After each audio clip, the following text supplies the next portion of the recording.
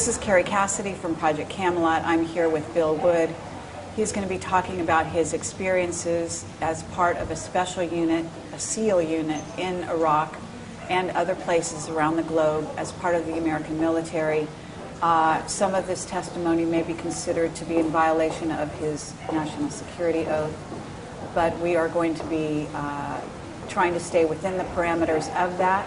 And he is going to, first of all, speak on the subject of a disclaimer in regard to a project that he is using this for on a personal level. Hi. I just want to disclose to everybody that I am writing a fictional book about this interview and the things that I discuss in this interview. And the reason for this interview is for purposes of marketing that book. And that book, of course, is fictional.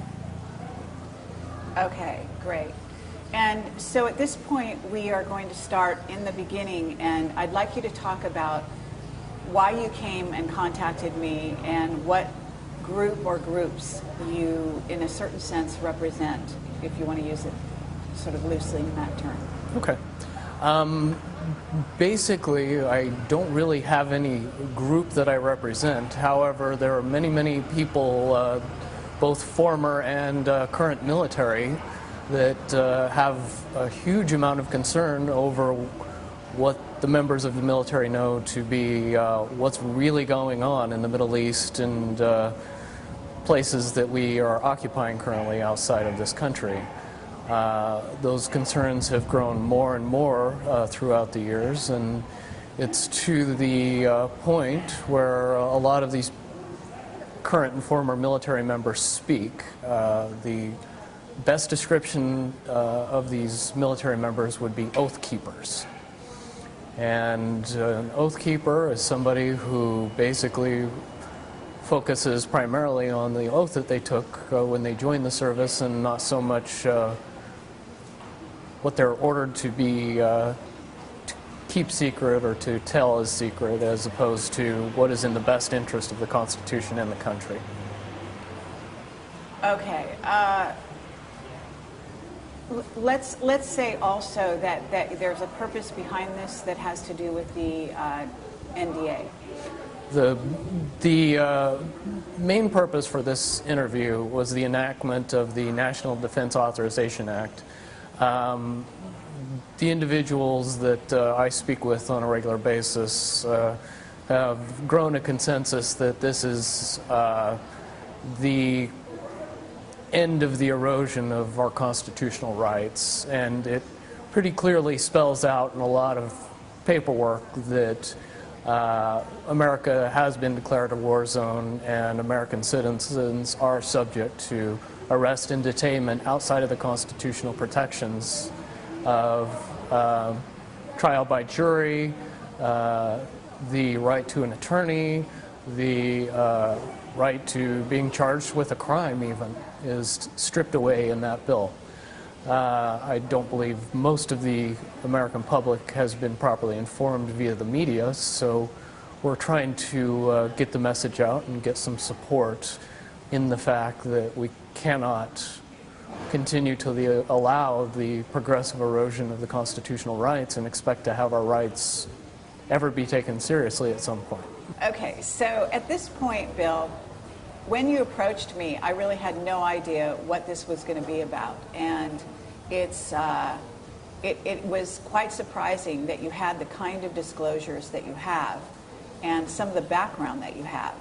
So what I'd like to do is go back through your testimony, because at the time I didn't have a camera, and I do want to say that we're in a public place here, but we are forced to be in this kind of a public place for a number of reasons that I can't explain on camera, but take it from me, there's a purpose for this.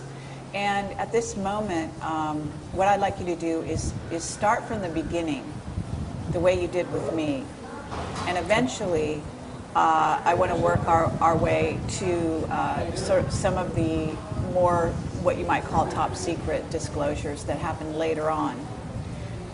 Some of the experiences you're going to be relating at this time may not be considered quite as risque or damaging or to the U.S. military as might otherwise have been perceived back in those days. Mm-hmm. Back in those days, you had a very special clearance, and so I would like you to talk as much about that clearance in setting up, setting the stage for the story as possible. Okay. So in June of '91, I joined the U.S. Navy, and I was less than a year into my Navy experience in training in Fire Controlman A School when I was approached to take part in a special team. At the time, I wasn't really told that much about it, other than it was secret. But from my background and my family involvement in the military, I was excited to take the opportunity. Shortly after that, I was reassigned to San Diego, California, and was assigned to a ship that was being built. So that gave me a lot of time to go to schools, which that comes in handy at this point, because very quickly after that I was taken to this special training school and found out the details of which were the basic sense is that I would be controlling Tomahawk cruise missiles and using specialized equipment that nobody really knew about in order to fly those missiles from when they come over the horizon to line of sight of the target, and to drive the missile directly into the target and be able to verify prior to the targeting of any kind of building or designation that it is the target that we are looking for, and then it is approached, and the Tomahawk missiles are used against it effectively, and then we also do bomb damage assessment after that. Okay, but the reason you got involved in all of this is because the Americans found, was it during the first Iraq War that their Tomahawk missiles were going off target? There was a problem with Tomahawk missiles in the first Persian Gulf War, and if anybody can remember the baby food factory incident, when buildings tend to look alike, they have trouble, the Tomahawk missiles have trouble telling which one's which.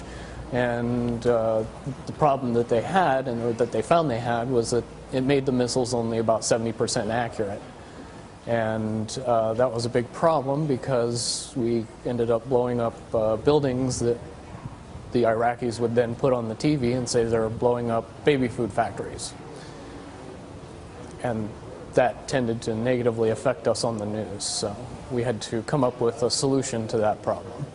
Okay, and so they brought you and people like you on board. Can you explain why you were selected? The primary reason I was selected was A, because of my background. I came from a military family, and B, because of my qualifying scores during training. I found out later that they selected the people who knew absolutely everything about everything and were very good at taking tests and very good at solving problems, which is what it eventually came down to. It was after that that I found out that I not only scored very high on the test, I got a perfect score on the test, which is one of the main reasons I was approached, and the others in my group were approached. Okay, so what kind of a test was it, though? Does it test your intelligence? Does it test your, I don't know, is there a physical test as well? The original test was the ASVAB test, and that is just a standard military test that tests many aspects of how intelligent you are, how you process problem solving, how you approach different situations, and ultimately how much knowledge you have on many, many diverse subjects. When it comes down to it, it's a overblown IQ test and relates mostly to your cognitive reasoning skills. All right, and was there a physical test as well? No, physical testing wasn't necessary for this project. Intelligence was more important. They later proved that the physical portion they could fix. The making somebody smarter, very difficult to do. Okay. Right here, I know that this is kind of going way ahead, but at a certain point you were trained and selected also, you found out later, because of your psychic ability. Is that right? I guess the proper term would be potential. Everybody possesses a certain amount of inherent ability towards upper level thinking. It really matters as to how prone they are to being able to effectively use it and not let lies get in the way. Okay, and so you were trained in a very special place to enhance those skills, is that right? Lots of special places, but one in particular that I think people would find most fascinating, yes. Which is? One place that I was able to train at in particular that people would be familiar with is Area 51. I was able to go there for a single training course that was popularly entitled Advanced Psi. And basically what that class did for us is teach us to use advanced intuition. Basically bringing out your ability to know things ahead of time, predict things, delving into reading minds and predicting the future, if you want to use plain English to get into it. And would you say that you were trained as a remote viewer? Certainly that goes into the ballpark or the wider spectrum of what we are being trained to do. The wide spectrum is to trust and hone and use your intuition effectively enough that you could rely on it in tactical situations to give you more information than your five senses were giving you. Okay. And you and the other people you work with were a group of 9 people, is that correct? We were a group of more than 9, but it was 9 people that operated. We had officers and senior enlisted that helped us and a support staff, but essentially it was 9 people that were trained to do the job. Yes. Okay, and is that 9 people to go into the field? Yes. Okay. Yeah. And so you went to school, and then what happened? At what point did you start to be deployed, or what was the trajectory? In '92, at the end of '92, we started to be deployed on missions. The basic overview of a mission would be to get to a target, usually by some extraordinary means of jumping out of an airplane or walking further than most people would imagine, getting within the line of sight of a target, setting up electronic equipment that would allow us to control the cruise missile via line of sight, wait for the missile to come inbound, sync up with the bird as it was in flight, and then use regular airplane type controls on the box or the targeter that, for what people know today, would be essentially flying a Tomahawk missile, just like an operator would fly a regular drone aircraft nowadays. In my description, I would say the Tomahawk missiles were the first generation of drone aircraft. Okay. So did you have to have computer skills, special computer skills to operate something like this? We were highly trained in advanced electronics, optics, electromagnetic devices, motors, synchro servos, and also radar and laser energy. Okay, could you repeat that last line? The whole thing? Okay. We were highly trained in advanced electronics. We also did a special amount of work with optics, with electromagnetic devices, motors, servos, synchros, and a lot of information about radar and laser systems. Okay. And so far, have we violated any kind of a security oath? Not yet. Okay. No, but I'm just going to ask you that periodically, just so that we can sort of monitor that situation. Because we don't want to endanger lives any more than necessary here. You know, both of us are adults and know what we're getting involved in here. So at that point, you must have been deployed to a ship, right? We were deployed. I was deployed on several ships during my career, but on this particular occasion, yes, I was deployed to a Arleigh Burke-class destroyer. Okay, and where was this based? It was based out of originally San Diego and then later moved to Japan. Okay. And so from this point, you were, can you describe the team you worked with briefly, and then how you were sent out on missions and where specifically the problems began? Originally, we were deployed to missions throughout the Middle East in various countries.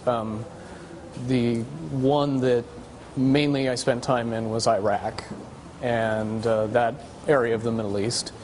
To most people's understanding, I think everybody thinks that the Gulf War ended shortly after it began in 1991.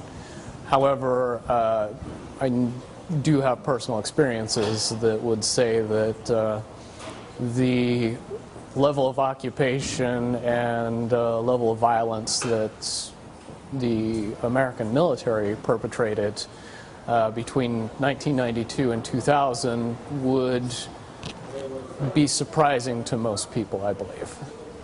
Right. So at this point, you were deployed with a team on these missions, is that right? Right. Basically, the designation that we had was SEAL Team 9.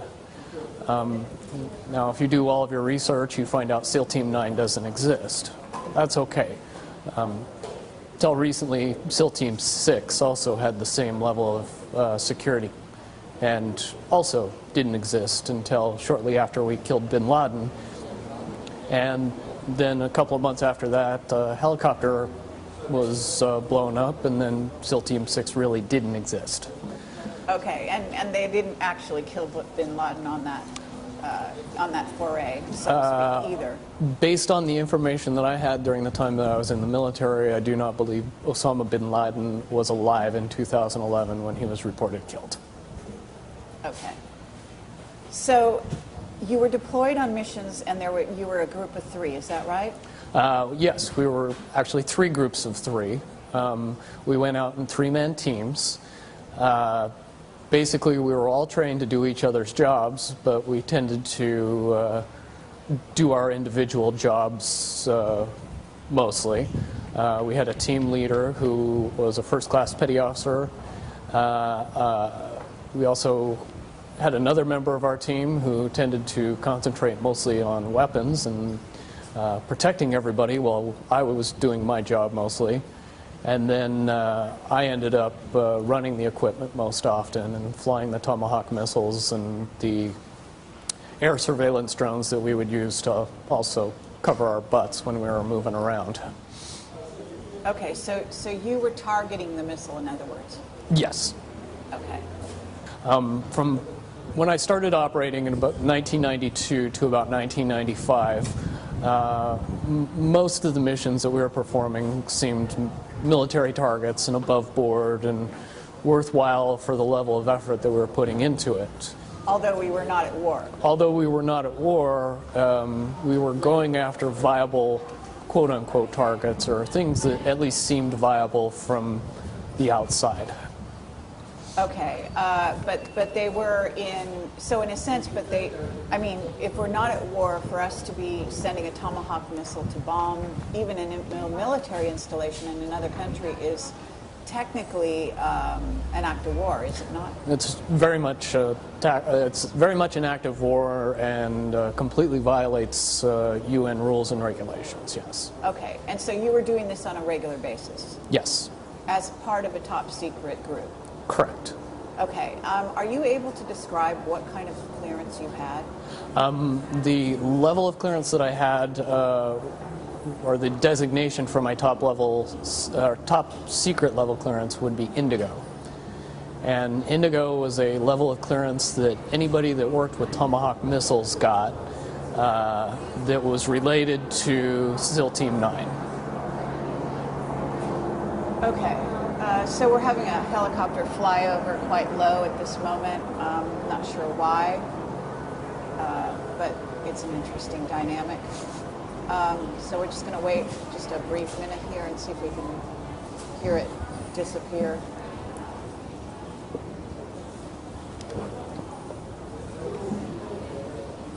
Okay, so at this point you were doing targets, and you were doing them in what countries? Throughout the Middle East. Do you want to name some of those countries? Some of the big ones that everybody would recognize: Saudi Arabia, Iraq, Afghanistan, one or two in Iran, Yemen, Syria, Okay. Libya. Those are the ones that people would be most appreciate knowing about. Would this be termed asymmetrical warfare?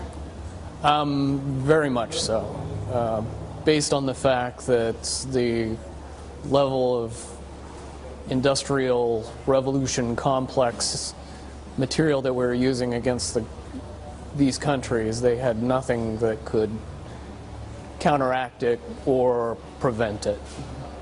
Okay, so let's describe the missile itself, its range and its capability, and then the idea that I think you said that ultimately you were targeting 2.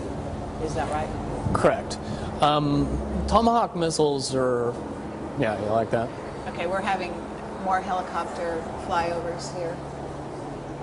Not sure what, we're in actually a shopping center in Malibu. I'm not sure why we would be having some flyovers here.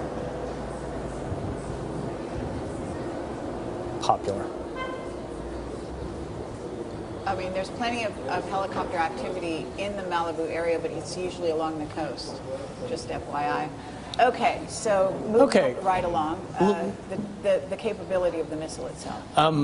How Tomahawk missiles work, they're normally sea-based launch missiles.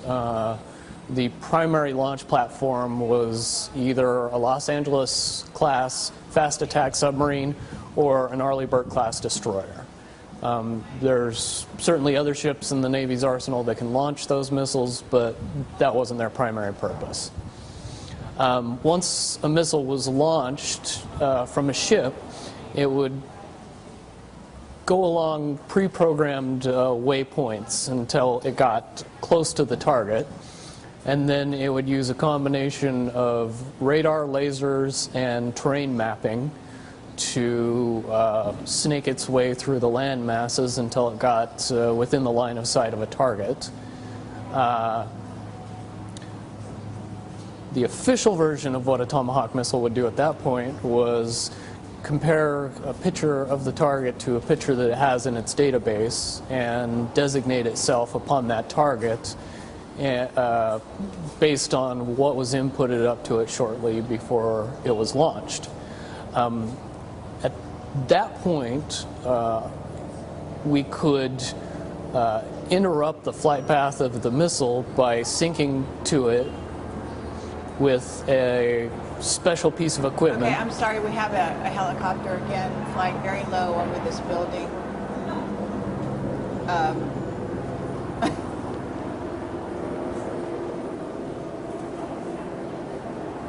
I mean, if this continues, we'll probably have to move on to some other location. That's fine.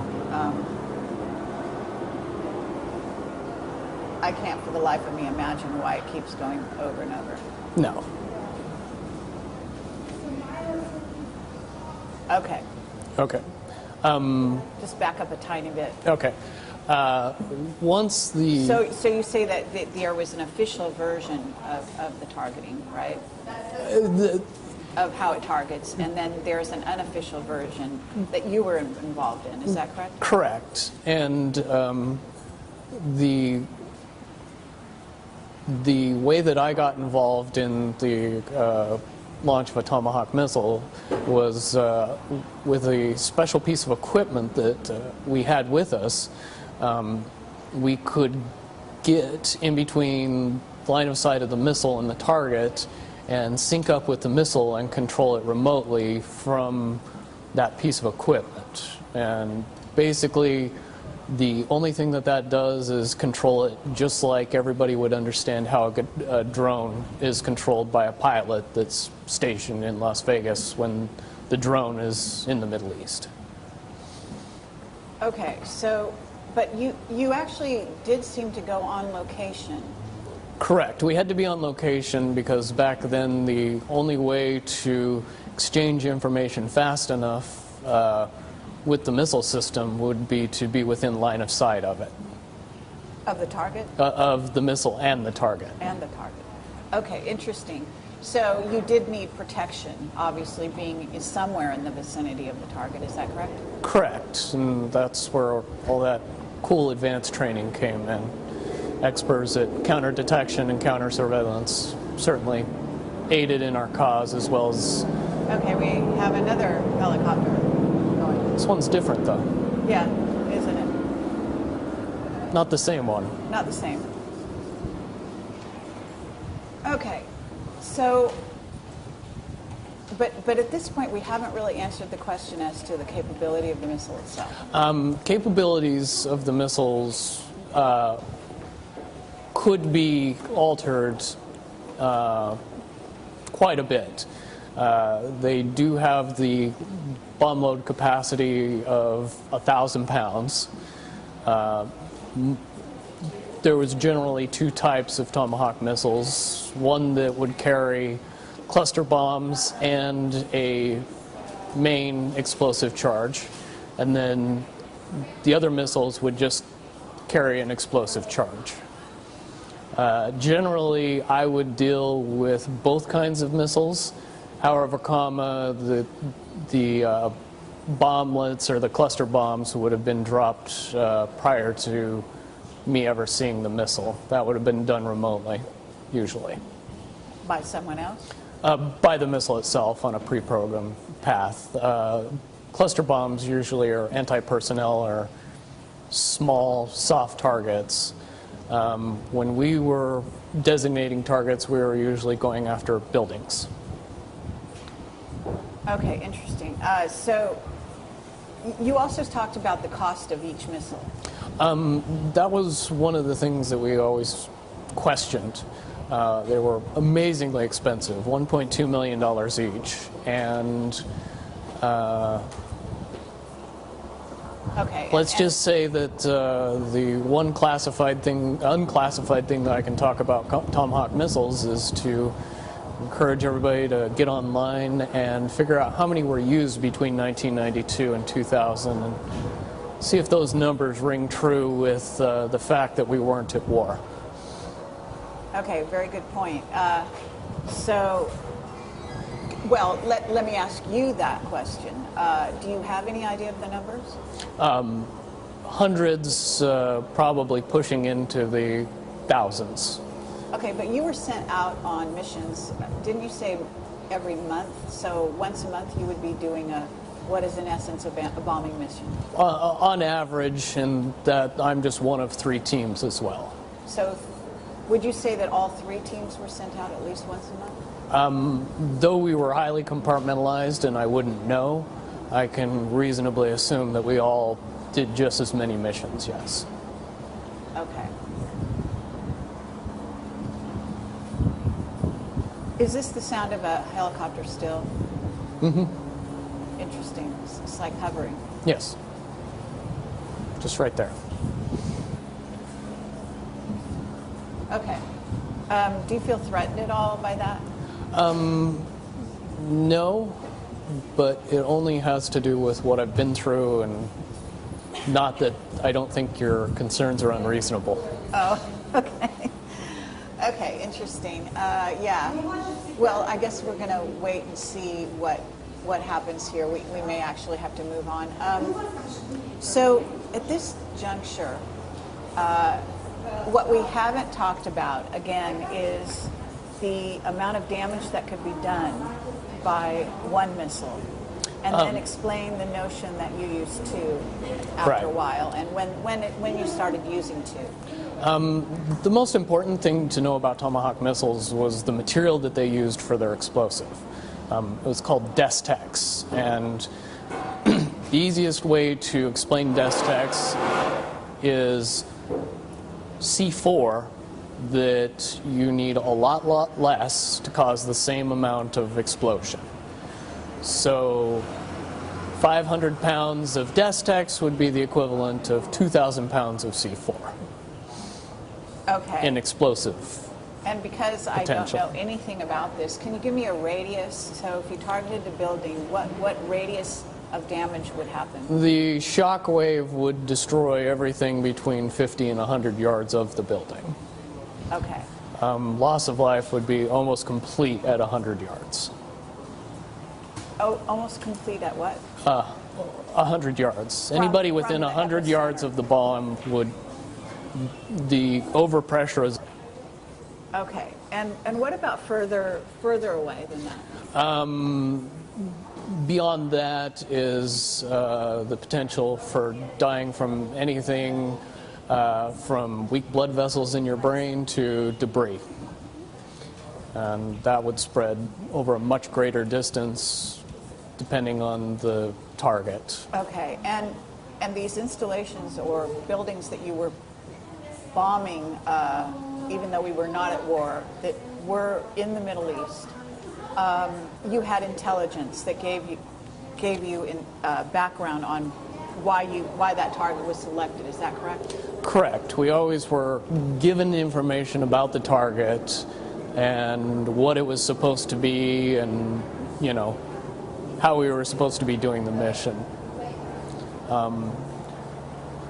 Later on, after we'd been doing it for several years, we tended to question that information based on the fact that we found that more often than not, the information was either kind of wrong all the way up to completely wrong. Okay. So I just want to make sure that we cover this sort of preliminary until you go to the blow-by-blow of what went on. And we are still having helicopters in the vicinity, in the background. What do you think? Should we change and go to my house? I think if we ever want to get it done, we should change. Okay. This is not going away. All right. Yeah. And I was thinking about that long before you were. I'm Carrie Cassidy from Project CAMELOT, and I am here with Bill Wood. And we have had to move from our location where we were to a more private situation in order to take this testimony, because we have been overflown by repeated number of helicopters that simply did not want to go away, right? Nope. They were there long before the interview. Okay. But they made themselves very, very prominent during the interview, I have to say. So, and we will have kept that on this tape, and I plan to use that part, okay? But I'm used to the attention. I'm sorry? I'm used to the attention. Oh, all right, fine. Well, I'm not quite used to that degree of attention, let's put it that way. For me, this was something of an unusual situation. But at this moment, what I'd like to do is just maybe summarize what we've talked about before, because in case we do have any issues, having helicopters fly over is fine. It's a problem, of course, but if they're shooting an electronic pulse at the camera simultaneously, then the footage that we've already shot could have been affected. Mm-hmm. And what we have talked about has been excellent so far. What I'd like to do is recap it, sort of in as short amount of time as you can. Mm-hmm. And what we're covering here is, the team you were that you were part of, the part of the service, the special training, and the capability of the Tomahawk. Okay. Basically, my military career was such that I was in the United States Navy from June of 1991 until June of 2001. In that time, I served in a special unit called SEAL Team 9. We were trained primarily to use us as an asset to control and handle Tomahawk missiles, cruise missiles, that were used inside the Persian Gulf region in the Middle East throughout the time frame of 1992 to 2000, to my knowledge. Those missiles were used in a capacity similar to what people would understand how drones are used today, both as intelligence gathering, but obviously the end game with Tomahawk missiles was to blow something up at the end of the flight. So that's what we would do over a secure link. We would get the equipment ready, wait for the Tomahawk missile to come inbound, sync up with the missile, and then control it through its terminal phase of flight. And then after detonation, we would do bomb damage assessment and then get out of the area quiet as ghosts. Tomahawk cruise missiles are usually sea-launched. So from that point on, you're in 1995 and you're still being called out. When you're not doing these assignments, these once-a-month assignments, you are on the ship doing other jobs? Yeah.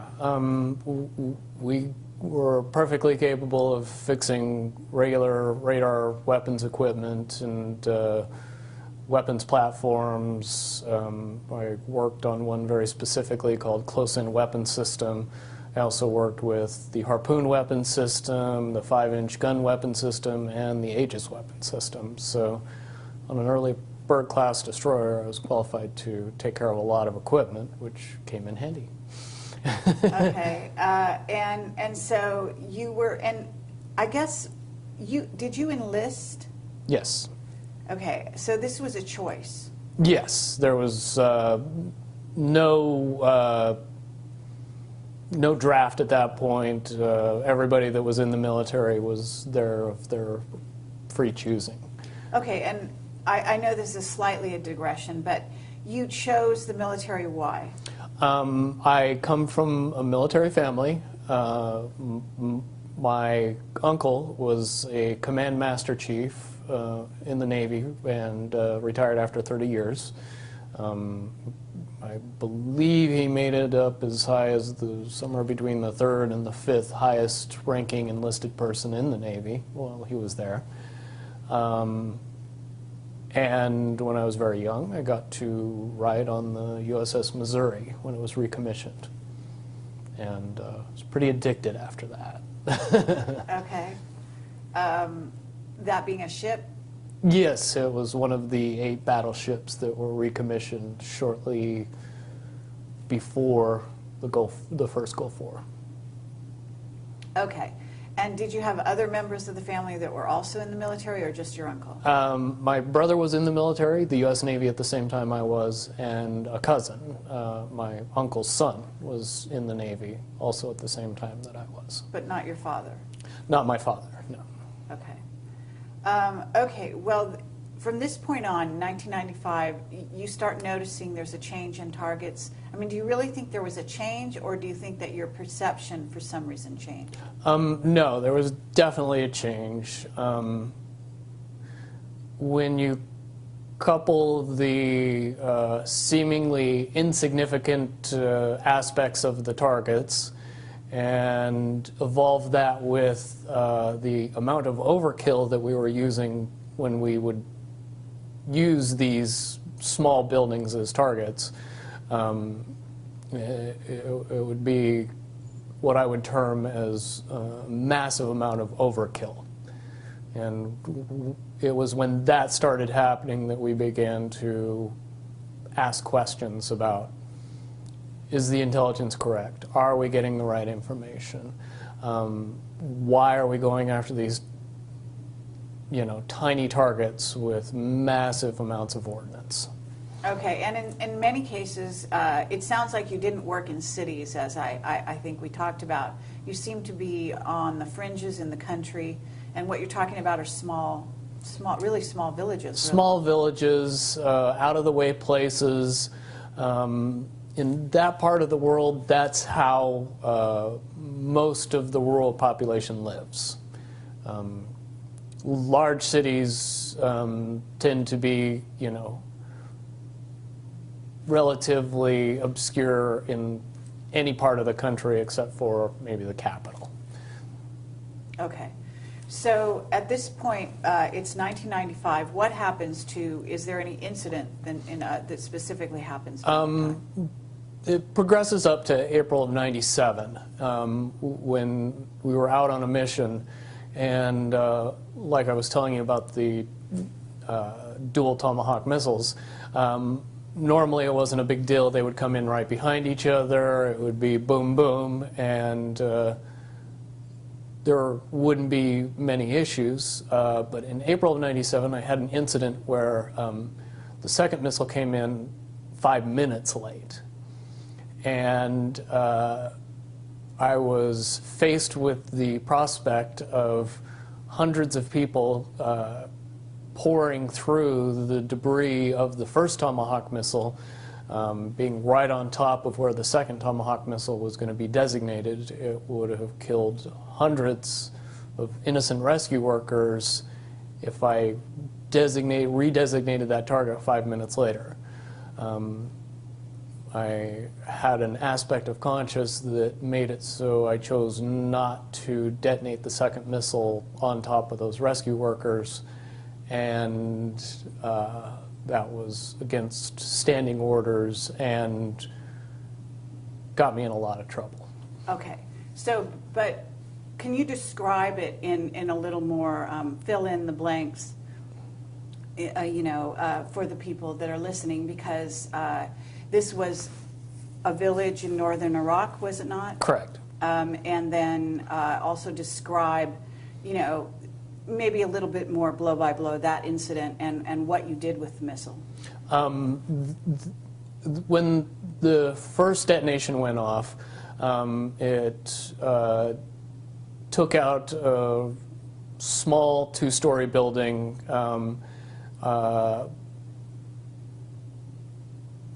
That was kind of set off away from most of the other area. When the missile did detonate, a huge number of people from the surrounding village came in to go through the debris and find any survivors and help people that were injured, because there was a large amount of collateral damage in and around the building as well. Smaller buildings, homes were knocked over or torn to bits, and there was a lot of injured people. So, and what you were saying was that the impulse of the townspeople when any building is targeted is afterwards is to rush in to sort of deal with the wounded or Correct. Handle the situation, right? And yes, and that was normal for my experiences to see people go in after the detonation and do what they could to help the people that were inside or the people that were hurt outside. Okay, and so at that point, what happened? At that point, I made the decision not to detonate the Tomahawk on its designated target, and I flew it safely off into a mountain and detonated it there, where it didn't hurt anybody. Okay, and what people need to understand is that you were completely in charge of the controls at that point, right? Yes. So it wasn't the other two people that you're working with that necessarily agreed with that decision. This was your own decision? This was my own decision, and there was nothing that the other two people could have done to make it happen, because there was just no time in between when they realized something was up and then the missile was destroyed instantly after that. Okay. Certainly they realized afterwards what I'd done, and that it wasn't going to go good when we got home. All right. And at this point, you were in northern Iraq? Yes. And how far away from the place of detonation, so to speak, were you? That time we were probably 2 miles away. Uh-huh. But you had line of sight, as you call it. We always tried to get up as high as possible and extend line of sight as far as we could. Didn't need to get close, so we tried not to. Okay. And as far as that goes, what do you use for line of sight, just out of curiosity? Were you using some specialized equipment in order to see the target area? The box, as we called it, would use a narrowband microwave frequency that was encrypted to sync up with the missile when it came into line of sight. The reason we would use that type of communication is because it was hard to interrupt or jam. Okay, but so your visual was good. Is that what you're saying? Well, we would have visual of the target, but I would also have visual of the target via the camera in the Tomahawk. So I see. I could So you fly were it actually, via the camera. Oh, really? So Yeah. you actually were riding, in a sense, riding along with the missile when it went to its target? No. Wow. The fact that there's cameras in Tomahawk missiles was ultra top secret. And then I happened to notice when we were launching Tomahawks on Libya just last year that they showed the camera picture from the Tomahawk, and I just wondered if most people knew how many things they saw on TV that 10 years ago were ultra top secret. Okay. Yeah, well, no, I think that that's important for people to realize, is that what's happening right now is that we have an asymmetrical war being conducted just as it was back then. The difference, I think, is that some of these incidents do get reported in the news. We do hear about the U.S., for example, attacking in areas of Pakistan, areas of Syria, from what I understand, Yep. Periodically, right? Yes, and a lot of that information doesn't come from journalists or news reporters. It comes from assets that I would say are doing what they can to fight for the country, even though they work for the military. Okay, okay. To trying to get the word out as to what our government is actually up to. I believe the proper term is whistleblowers. Okay. Hee-rah, or as they say, whatever. So what happened? Okay, so this happened, and then what happened when you returned? Or what was the trajectory? Nothing per se happened when I returned, but a month after that incident, I found myself facing general court-martial for unrelated charges. Okay, so you literally went back to base and there was no repercussions? No one said, what did you do with the other missile? Why did you fly it off target? None of that happened? During debrief, I mean, there was some very upset people, and why did you do, and many conversations with many different people about saying exactly what I said to the person before them, but I was adamant that it was a mission gone bad and I wasn't going to kill a whole bunch of rescue workers, and I thought it was left at that. So you continued to be called on assignments after that, right? You and your team. I didn't go on another mission before I was facing court-martial, no. And what was the period of time between those two things? It was a month or less. Oh, so you immediately were, it's pretty much, I mean, 1 month of downtime, and then you were called into court-martial. Okay, and that was for what? That was for what they said was child rape, which it definitely was not true. Okay, so basically you're based on a boat, ship, from 1992 until this time, which was 97? Yes, I was based on a ship, but realized we weren't always on the ship and we weren't always in the Persian Gulf. Okay, so was this on leave, an incident that happened when you were on leave? This was an incident that happened 2 years earlier when we were back in home port in San Diego. Okay, and just to summarize that quickly, the situation was what? The situation, what actually happened was I found myself in a situation where I was having consensual sex with a 16-year-old girl when I was 25 years old.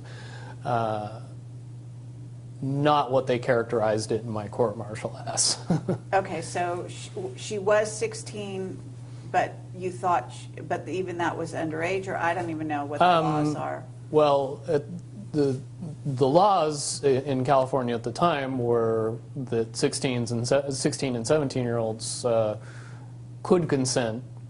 That law has since changed. Now it's a misdemeanor for 16 and 17-year-olds to have sex with people over the age of 18, which is why I didn't get charged in the civilian community. I was charged via court-martial. Okay, so they went back 2 years prior and charged you, and did you know why? Like, I mean, you basically put 2 and 2 together and figured that they were targeting you somehow. Can you describe what the rationale is on the part of the military and how you explained how they kind of have something on each person? Well, the rationale is obvious. If the military has something that they can use against you, which in my particular case was obvious, they can not only use the situation but blow it completely out of proportion. And in the military justice system, there is no real recourse to being able to prove yourself innocent of charges. More typically, you're found guilty long before you ever make it into your court-martial. You don't have the right of a jury of your peers. Your jury consists of military personnel that are senior to you in rank and that have an overwhelming desire to protect their career over what they decide in your court-martial. So, in other words, they're sort of conditioned to find you guilty regardless, because that works in their favor. Absolutely, because if you go into a room being told by somebody that's in authority over you that a person is guilty, it's nearly impossible to be an impartial juror at that point. I think Bradley Manning could tell us all about that. Okay, yeah, no, that's pertinent, actually. Okay, so at this point, you've actually, gone against orders. They decided they want to pull you back into rank, or whatever you call that, rank and file. So Yeah. what did happen then? Shortly after I was charged, I was contacted by my SEAL team lead officer, who was a lieutenant, and he gave me the option of rolling the dice and facing my court-martial and pretty much guaranteeing that I would spend 11 years in Leavenworth, Kansas, or I could take a slap on the wrist, plead guilty to something completely innocuous, and go back to work and do my job as a good sailor would and blow up targets with Tomahawk missiles and not say anything about it to anybody. That's what I chose to do. And you also suggested that they sort of had something on the other members of your team as well? I believe they had something on every member of our team because we all had at least one skeleton that we all knew about. So it was definitely something that would make it so they could pick and choose and destroy the life and career of any member of our team and easily get away with it. Okay, if for some reason one of them decided not to follow orders or be insubordinate in some Correct. fashion. Or something similar to what I did. Okay. All right, so when you did what you did you have the sympathy, assuming that everyone found out about it, did you have the sympathy not only of the people, the two on your team, but other team members, or was there, were they not sympathetic? Yes and no. Really, the only two people that had all the information were the two people that were on my team. We were fairly well compartmentalized from each other. The other members of the other two teams got the military's version of the story long before they ever heard mine.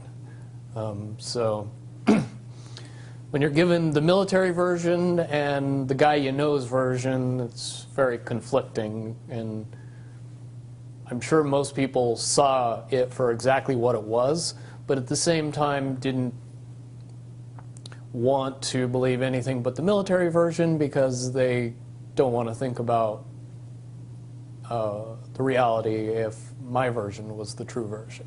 Okay, because what your version, in essence, said was that not only was 2 Tomahawk missiles overkill to begin with, but that on top of it, these were soft targets, and that targets in and of themselves were suspicious, right?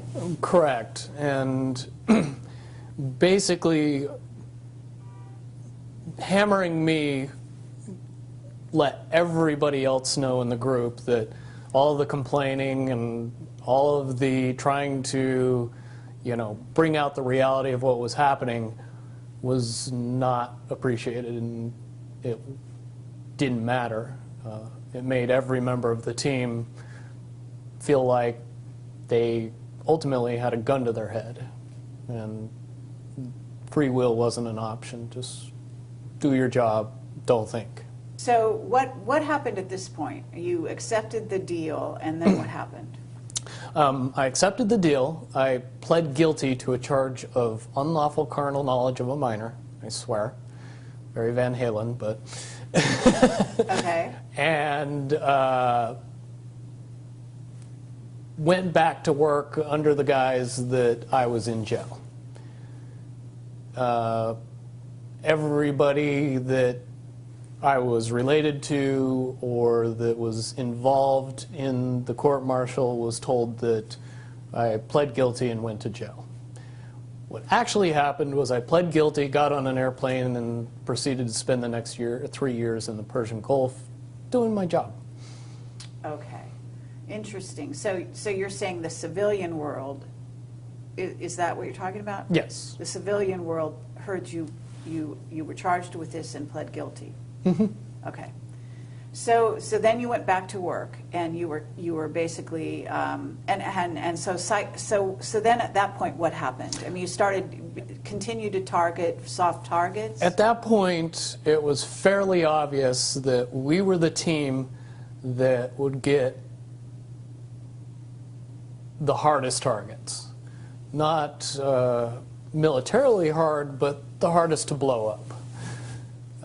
Meaning the softest the targets? softest targets, the one that were most obviously not military assets, not worth the amount of explosives that we were using. At that point, the targets became plainly obvious that it was a terrorist-based mission, and the reasons that we used the missiles and the explosives and where we targeted was to scare people and not to blow things up. Okay, but you did blow things up. Yeah, but it was not, the destruction wasn't the main mission. The main mission was to scare the people that survived and Okay. get them talking. And was it to turn them, I guess I'm kind of, It's interesting because at that point they have like a captive audience, so to speak, in you guys, such that they can do whatever they want with you, and you can't complain, you can't object, because you're sort of under a certain level of coercion to be quiet, right, and do your job, Correct. regardless of what they ask you to do. So they can really sort of run you all over the countries, doing whatever they want. But how does this sort of state-sponsored terrorism, as it were, facilitate an agenda? Do you know, like, how it links up? I can see it more properly in hindsight now, but it's very easy to understand. What we were doing was creating the problem. When enough people are left behind with enough dead and injured relatives that strapping a bomb on themselves and doing a suicide mission seems very reasonable.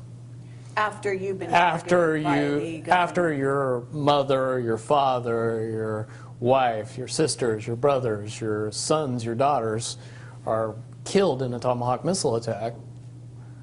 which they knew would be an American attack, right? They knew better than anybody that they were American missile attacks. Okay.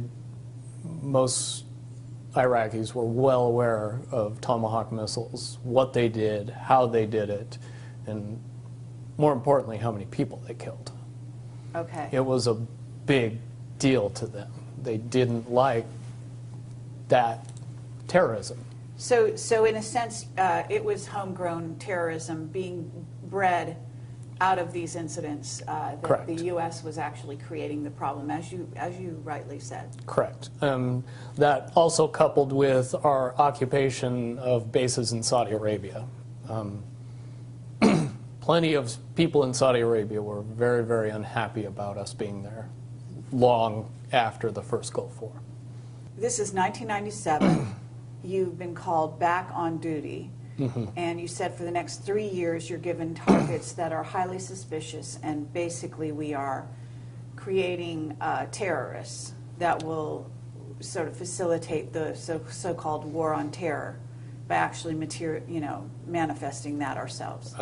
Correct. I can unequivocally say that the targets that we were given and the way we were used was solely for the purpose of creating massive amounts of fear in the general public of northern Iraq, and rumors and stories of which filtered all throughout the Middle East.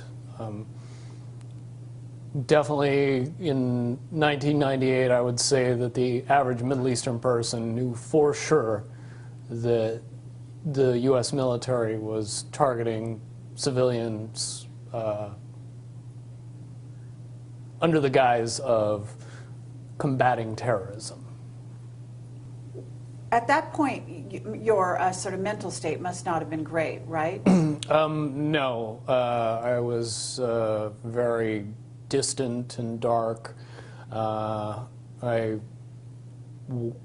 was only able to deal with the fact that I had to do what I did because I knew that the consequences would just put me in jail. Would you say that that was true of the other team members as well, or? Certainly, everybody was well aware of my situation after that, and my situation coupled with the targets and the evolution of what we were doing as far as warfare was plainly obvious to everybody that was performing missions. Okay. So what happened then at that point? Basically, we continued on and continued on to go after these soft targets and do our jobs and not really say anything. That climaxed in December of 2000 for me and my group. during the time that we operated in northern Iraq, we found certain groups of indigenous population that we would consider assets and would use on a semi-regular basis to accomplish our missions. In turn, we would help the indigenous people of the villages with food, water, ammunition, protection, intelligence, give them what we could to pay them back for the kindness that they offered us when we needed help. Okay, and these individuals or the villages where you were finding shelter, so to speak, were they among Kurds or among Shiites? Kurds and Shiites. Sunni sect wouldn't help us. Oh, all right. But the Shiites and the Kurds, they were more than happy to try and do something positive for their country, to try and help the U.S. military. So eventually the dictatorship that existed in the country would eventually fall and they would have democracy and freedom. That's what they believed. That's the rationale that they were sold, so to speak. Yeah, I mean, it wasn't propaganda. It was more of a choice between the lesser of two evils, I guess is the easiest way to say it. So, okay, so this went on until 2000, and then what happened? In December of 2000, we came back to a village that we were using as an asset. And on the mission before this one, we had gotten intelligence from the village elder that described an imminent attack on U.S. soil that involved pilots. Did not understand what the information meant, but we took it back to base and reported it, and didn't think much of it. Later, very soon after that, we went on another mission, came back to the village, and discovered that the village was destroyed in a Tomahawk missile attack. At that point, we were psychologically broken as to how we were being used and the obviousness of that village being destroyed. There was no military significance whatsoever. In destroying the village, there was probably 35 people and no permanent structures other than 3. And Initially, and so before it was destroyed, these right. people lived very simple lives. They were very nomadic and detached, and there would be no reason whatsoever to bomb that particular target unless the information that we obtained was significant. But you didn't bomb them. No, it was another one. It was another team that knew of the village, but when they destroyed the village, they didn't know who they were bombing. They were told lies. Okay, so and this is, in theory, one of the teams of the 9? It was one of the other teams in SEAL Team 9, and I know which team it was. When we got back home from the mission, and I actually got into a violent altercation with the person on that team that does the job that I do for my team. And it sent shockwaves through the 9s. It really fractured things and tore us apart. In my estimation, it was probably either the end of the end or the beginning of the end of the SEAL Team 9 program and its mission.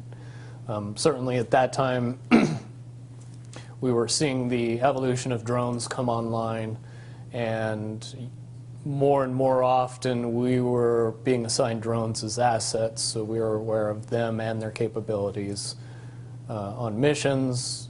And shortly after that, drones became weapons-based platforms, and they started using the much more humane Hellfire missile to accomplish the goals that we were accomplishing with Tomahawk missile attacks. When you say much more humane, are you joking? Tongue-in-cheek, Hellfire missile has a 25-pound warhead. Tomahawk missile has 250-pound warhead.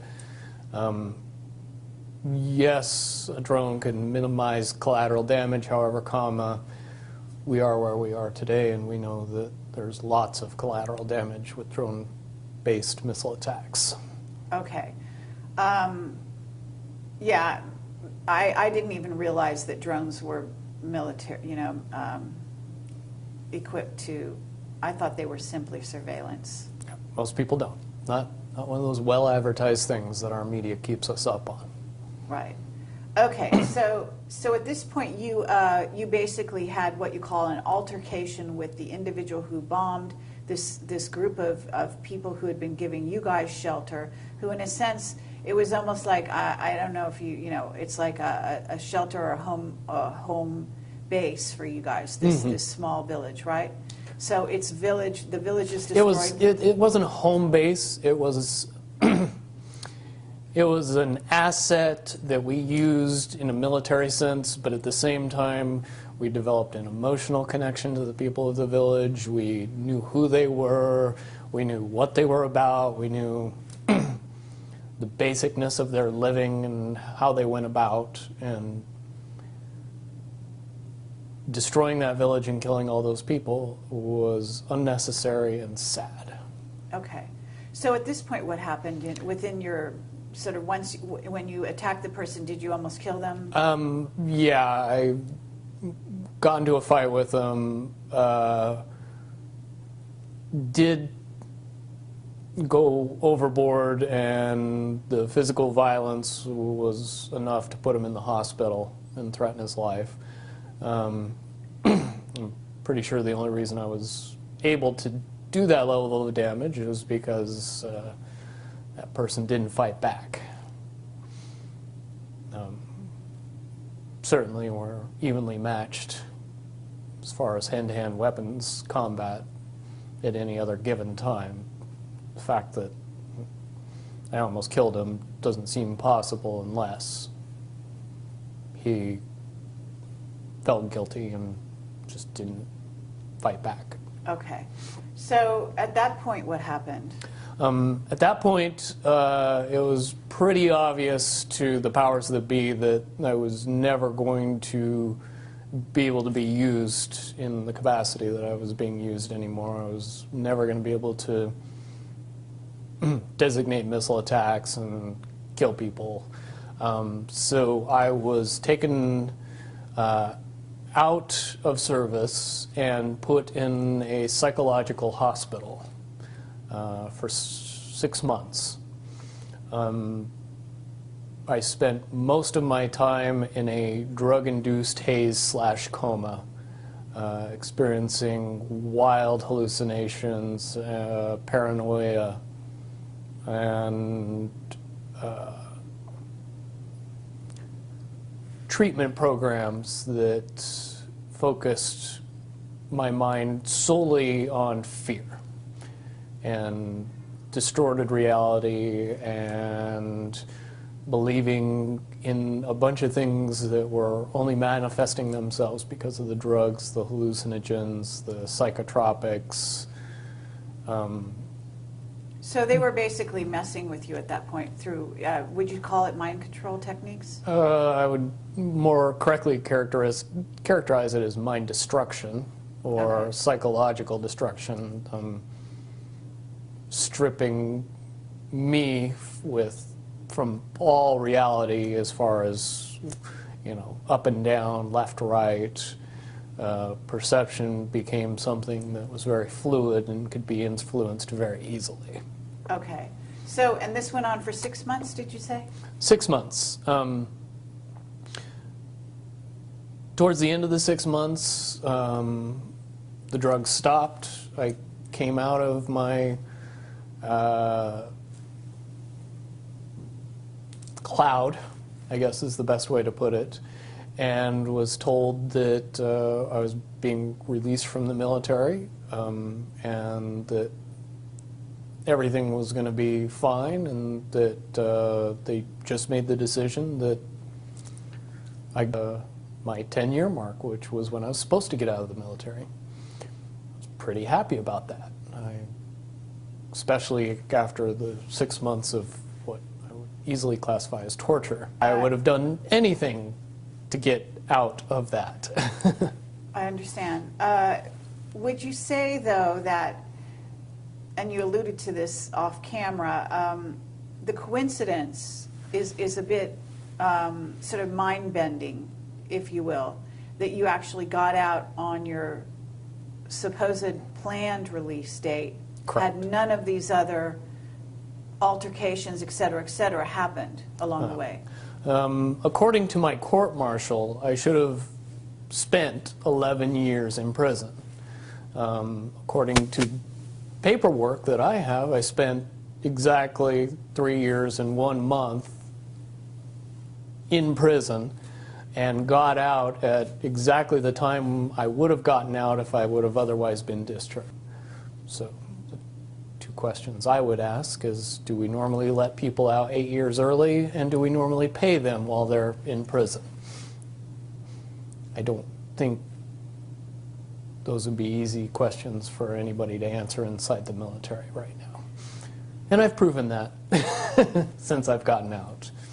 You know, there's so many avenues we could go down, and I did ask you to watch the video of Duncan O'Finian, which you weren't familiar with prior to our No, interview. didn't know he even existed prior to you mentioning it. So. Okay, and do you want to say your reaction to seeing that? My reaction would be mostly based on my perspective and what I know.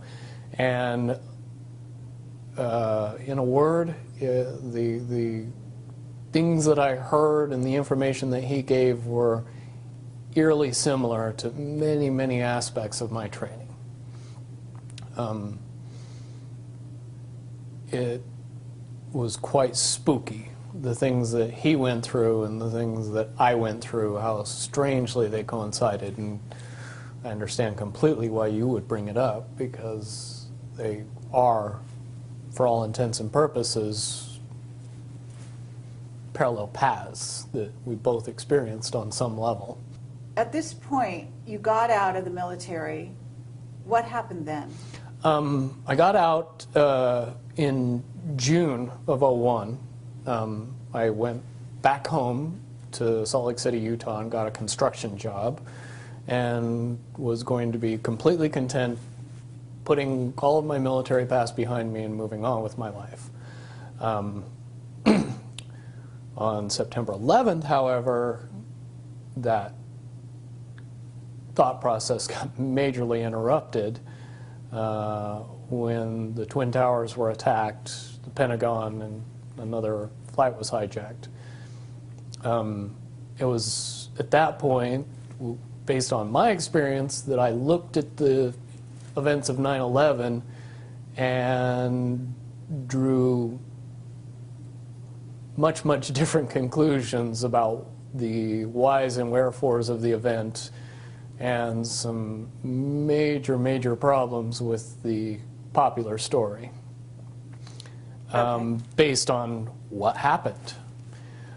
Certainly if you're the guy that for 8 years drove planes into buildings, you might see the correlation between somebody coming back and doing it to us. But when you're saying drove planes into, you're actually referring to the Tomahawk missile as a kind of a plane? Tomahawk missile flies like an airplane. It acts like an airplane.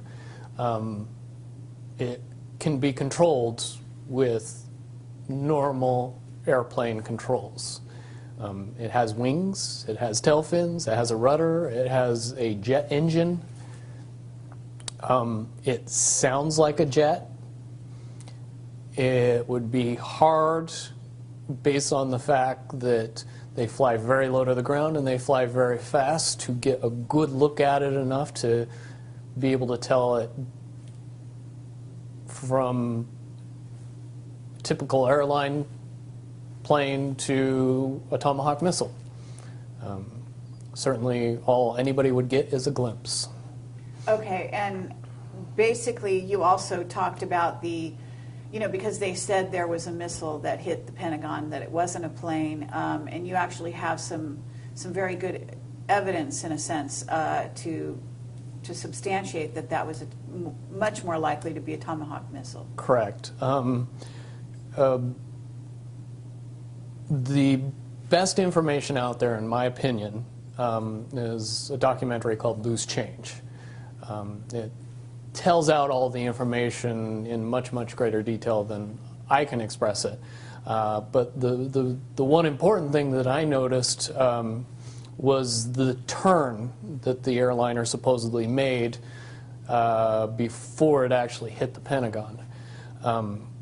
That turn would be almost impossible to make with a 757. If you want to fire up your flight simulator and buy all the controls that airplanes have and try to do it on a flight simulator, I think you would find that you crash the plane every time. However, that turn was something that I had seen many, many, many times when I used that turn to overfly a target, come around and hit it again after I'd marked on top and verified that that indeed was the actual target with the inboard camera in the missile. Also, where an airliner's wings are particularly susceptible to damage, and knocking over 5 light poles would be an issue when you were trying to control the aircraft at low and slow, like they were. Tomahawk missiles' wings are reinforced and aren't filled with fuel, and very, very hardened surfaces that make it so if the missile's ever attacked, it would still fly into its target. Certainly it could knock over 5 light poles and not even blink before it hit the Pentagon. The other eerie part about the whole situation is that it hit the Pentagon at the one area of the Pentagon that had just received a reinforcement or an upgrade that made it the most reinforced part of the building. The part of the building that would be damaged least by an attack. Couple that with the fact that there wasn't any jet fuel blowing it up, and that the wingspan of an airplane driving into that building doesn't match a 757. You model a Tomahawk missile and its flight path and payload and wingspan and all the other technicalities of it, and I think you would find that the estimated damage of what that attack would cause to the Pentagon at that particular area would fit very nicely with the actual damage that happened to the Pentagon in that particular area. And the fact that they had evacuated, or at least that a lot of people were not there, and that, didn't you also allude to the fact that it appeared that there was evidence that Cheney had been waiting for the, in the documentary Loose Change, it does have some pretty damning evidence that the Vice President was well aware of the attack. Then again, you could look at the reaction of President Bush at the time that he was notified and realized, assume that somebody knew something ahead of time. Well, his reaction would be stereotypical of that, in my mind. What you also alluded to was the idea that you weren't the only one who, or your group, your SEAL team, weren't the only ones that had received advance warning of 9/11 during the time prior to that. Is that right? No, I would say most government agencies received some notification or some warning of the attack ahead of time. Certainly there's more than enough actual evidence out there today that's as easy as getting on YouTube and doing a search to find. After that, I spent a lot of time and effort going back and connecting a bunch of little pieces of information that, if somebody was doing their job back then, could have easily determined exactly what was going to happen and prevented it. Okay, meaning you went back and looked at intelligence that had come in over the years, or? Not over the years, but over the weeks and months prior to 9/11. Okay. So at that point, you're in a situation where you have actually been sort of, as you call, flying these planes into buildings using Tomahawk missiles. 9/11 happens. You suddenly, in a sense, that's like a wake-up call, I would imagine. Oh, it was a huge wake-up call, because now I knew what the incident involving pilots was all about. And if I knew about it, who else knew? Who else should have known? Lots and lots of questions came into my mind very quickly. And also watching the demolition of Building 1, 2, and 7, based on the fact that I've seen a lot of buildings blown up. And I've seen a lot of buildings demolitioned on purpose. Most Americans haven't seen a lot of buildings blown up. They've just seen a lot of buildings demolition on purpose, and really can't separate the two. When they see a building being demolished and hear it's being blown up, they mesh those two together and just assume that that's what they saw. If you know anything about the physics of explosives and actually blowing buildings up, very rarely, no matter how much ordnance you use on it, does it fall down completely, even tiny buildings. But what I saw on that day was buildings falling down as if they had no structural support anywhere throughout the building. In other words, a demolition. The only way that can happen is if all of the support throughout the building is removed specifically on time and on purpose. Certainly if Tower 1 and 2 fell down the way from the destruction that they said that it fell down from, the top of the building would fall down, and then it would slow down because it was meeting the resistance of the structure below it. That never occurred. It fell straight through the building all the way to the ground with very little in the way to stop it. Again, any demolitions expert could tell you beyond a shadow of a doubt that that's absolutely impossible. You couple that with the information that when the Twin Towers were built, that they were built to withstand a 707 attack, and they were engineered specifically for that possibility. And you know, the 707 and a 757 aren't that far apart in dimensions, fuel payload, fuel to weight ratio, actual weight, pretty much all the same thing.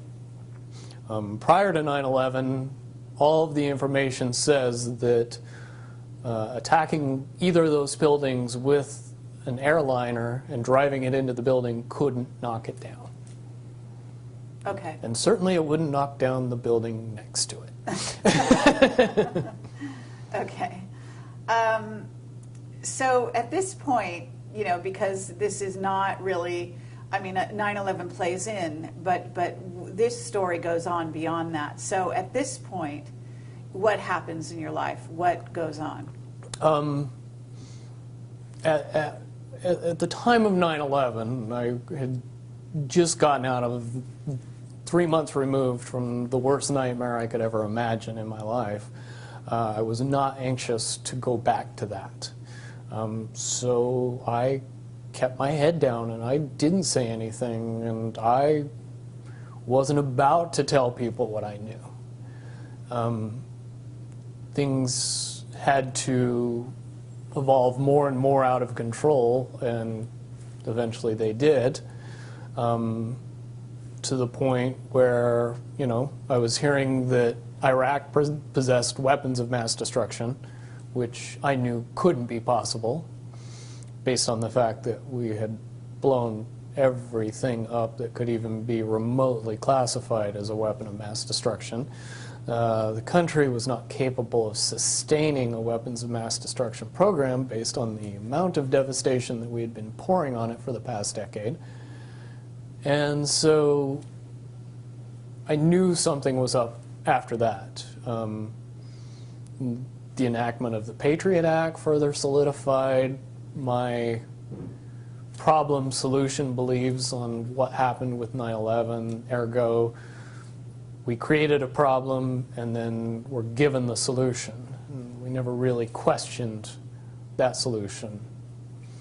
Never were really told that, yeah, but they attacked us because we had been attacking them for the past decade. Okay, well, the understanding, though, is that they actually didn't attack us, that this was an inside job on top of all of that. So certainly, if a Tomahawk missile hit the Pentagon, I do have some questions about what happened to the airliner that was supposed to have hit the Pentagon, and also the one that crashed in Pennsylvania. right, supposedly. Doesn't look to me like the crater of a full-size airliner. Looks something more akin to what it would look like if I popped a cruise missile over, did an Emblem turn, and drove it straight into the ground. Okay. If you know those little wing marks that everybody sees in the middle of that bomb crater, don't have any charring around them. And if those were the wing marks of an airliner, those wings would have been full of fuel, they would have had engines on them, and they definitely would have burned. I think it's pretty obvious when you look at the TV footage of the wreckage around those two sites. The wreckage was mangled, bent, but not burned. At this point, you've had a wake-up call, and what happens in your life, because you also talked about a certain degree of surveillance, that you didn't just walk away from the military. At some point, you were under the purview of the DIA, is that correct? Yeah, everybody that possesses a level of clearance above top secret is watched and monitored long after they lose access to that level of clearance. Certainly a secret is still a secret even if you don't let the person that knows the secrets know any more secrets. So no matter what they did, I possessed a huge amount of information that the population in large needed to be kept secret from. So yes, you get used to a regular amount of surveillance, a regular amount of interference, regular communications with some mysterious people that come up to you and just start talking that you've never met before, but they seem to know everything about you. And that was what I experienced between 2001 and 2007-ish. So at this point, you have been spending from 2001, when you had sort of a wake-up call, what did you do? Did you just continue to do jobs, or? I continued to do jobs. I ended up going to college and getting my degree in electrical engineering. I worked for a fairly large medical laser company, and then shortly after that started my own business. Okay, and the business was what? Repair and maintenance of medical laser equipment and medical light equipment. I mean, you didn't address this thing where you actually are registered, a registered offender? Yeah, that was part of the monitoring program that worked out very effectively. When I was discharged from the military, what they didn't tell me is that I was not going to be given a choice. I was going to be forced to register as a sex offender. And I basically had to either sign paperwork that said I would agree to that, or face my criminal sentence and go for another 8 years in Leavenworth. Once again, I made the obvious choice and got out of the military and decided that the registration program wouldn't be nearly as big a deal as going to jail.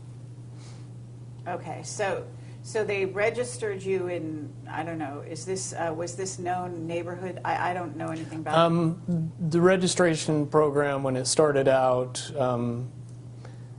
was fairly innocuous. Rather, the worst part of it was having your picture splashed online with a bunch of other people who probably had more inclination to going after children than I did. Over time, the buildup of what I was seeing and what I was experiencing and what I knew from my previous military experience in what I had learned since getting out of the military, it began to build and build and build and build until it eventually got to the point where even I couldn't take it anymore. And at that point, I began, looking up information on the internet, doing research, information gathering, kind of quote-unquote building my case.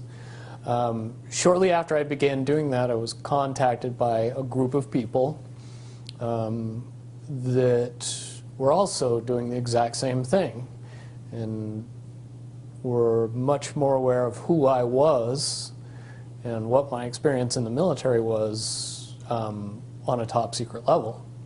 I was very surprised by that. But I learned very quickly that there's people out there with a huge amount of information that are fighting for the good guys. Okay, so in essence, you were contacted by a group of what we call white hats. White hats, I call them oath keepers, but essentially they're the patriots that our government would classify as terrorists. Okay. But they are ex-military by and large, and some of them are still in the military. I would assume a large number are still in the military or the government in the FBI, Secret Service, CIA, any alphabet agency. There's got to be a percentage of people that are seeing the day-to-day and going, this is wrong, we got to do something. So they contacted you? Yes, and over the course of a few months, I was vetted, and if you don't know the meaning of the word, that is a cute term for saying how much you could be trusted and how much you would lie and what you didn't want to talk about. When you figure out that the people on the other side of the vetting process already know all that and they're just trying to figure you out and see if all that's true, if you respond exactly the way that you are portrayed in their minds, it's very encouraging. And, they knew my deepest, darkest secrets, and they knew even more than that. And when I came out with the information I did, I kind of graduated and got a trusted role in a very compartmentalized world. Okay. But at the same time, there was some kind of incident, wasn't there, with the DIA in which you started to refuse to be dealt with the way they wanted you to be dealt with? Right. Shortly after I decided that I was going to do what it took to see my part of justice being brought into the limelight and into popular knowledge of the world. I also told the DIA handlers that visited me shortly after that incident that they could not bother talking to me anymore because I wasn't going to be handled by the government. And I was going to be a problem, and I was going to be a loose end. And I was going to be somebody that they had to worry about. Okay, and then what happened to your livelihood in terms of your business? Over the course of 2 years, my business was destroyed. My clients were all mysteriously notified of my sex offender status. Many of my neighbors were visited by the police and had information brought to light to scare them. Fortunately, they didn't know that my next door neighbor was my best friend, and I helped him get the house, so that's how I know this all happened. But basically, it got to the point where I was being followed by the police, Las Vegas Metro Police Department, when I was living in Las Vegas at the time, being pulled over, ticketed, arrested, and more or less harassed, both me and my fiance, on an ongoing basis. It reached a climax in April of last year, when the final straw, where they set up a massive amount of traffic enforcement for no particular reason whatsoever that they can explain, and pulled me over that day on the way to a competition, a bodybuilding competition, that I was going to be going to with my fiance, and it was the only way that they would have any idea of where I would be and when I would be there. And so they used that to their advantage. I have had several incidents similar to that happen, but managed to slip through their little nets every time since then. And fairly confident that I will continue to do that until such time as I have the opportunity to make it so that can't be used against me as a weapon anymore. And this video should be a big part of that. So you're working with this group, and one of the reasons you came to me was actually because of this Defense Authorization Act. Yes. That sent shockwaves through the community that I'm involved in. Basically, that is the final straw of the complete erosion of constitutional rights. It literally has government giving itself permission to violate the rest of the Constitution. And that has a lot of people concerned. And a lot of people would like to see something done about that. And it's my opinion and their opinion that something could be done about that. Because, quite honestly, we are a false flag away from enacting all of that legislation that's just been created. Right. I would agree with you on that. One disaster away from lock up everybody who we say is a terrorist, and nobody will question who's a terrorist. Right. So you and this group are basically, in a sense, coming to Camelot to get a hearing for you specifically in relation to some of the things that have happened to you, right? But at the same time to bring notice to the public that this Defense Authorization Act is going to be a huge, well, it is a violation of every constitutional right out there, but that it pushes the envelope to such a degree that it must be dealt with. And you're suggesting certain strides be taken, right?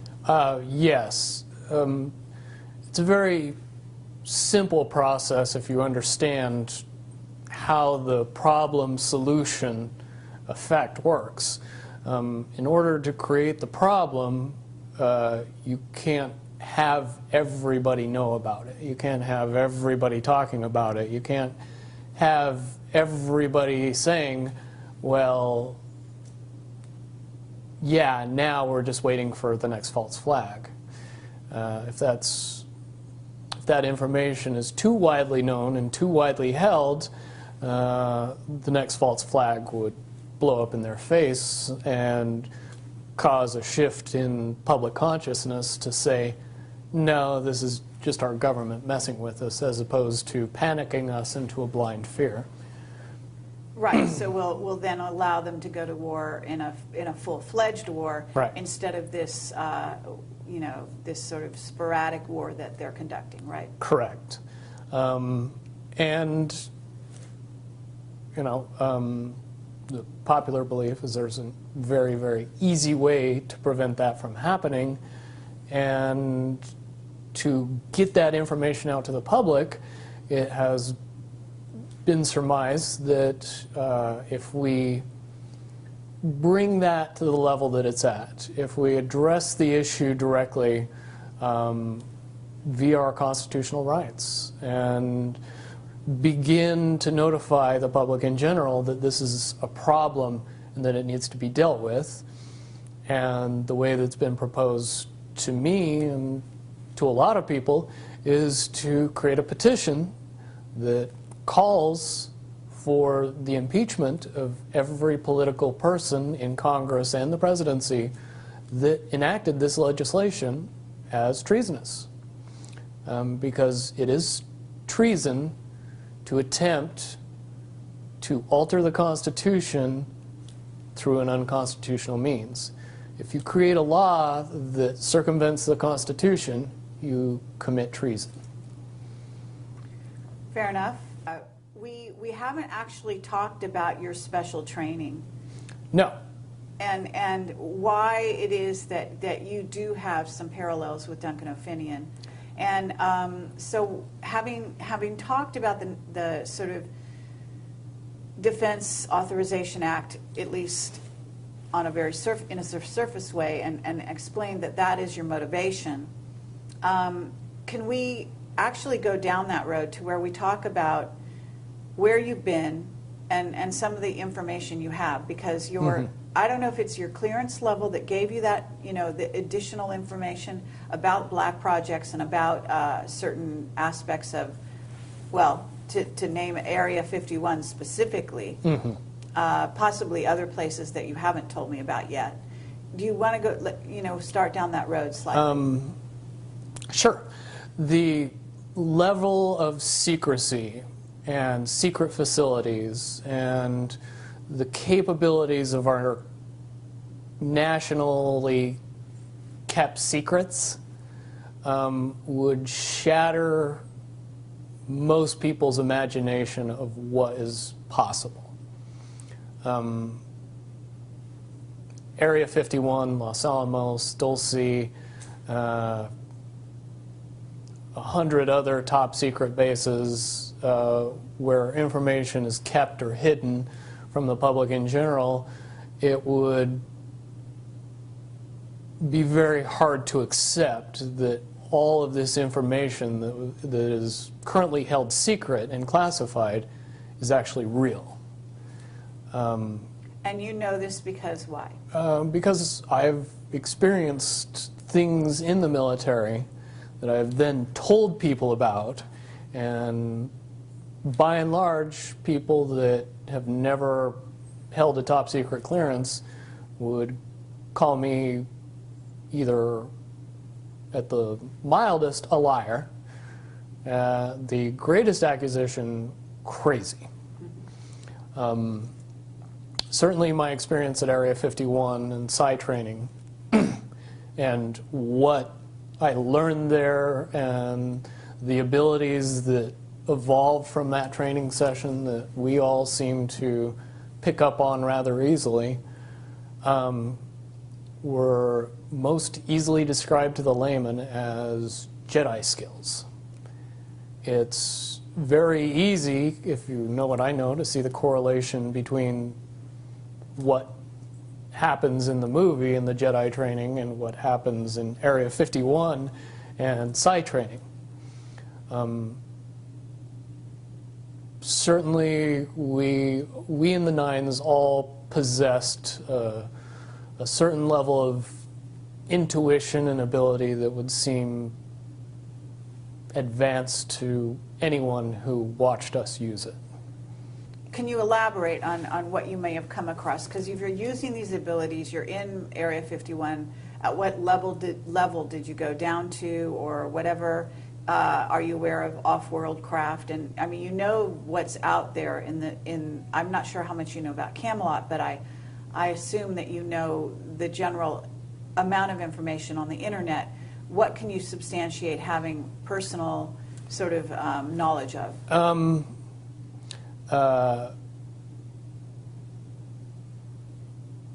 Extra beyond human abilities for every human,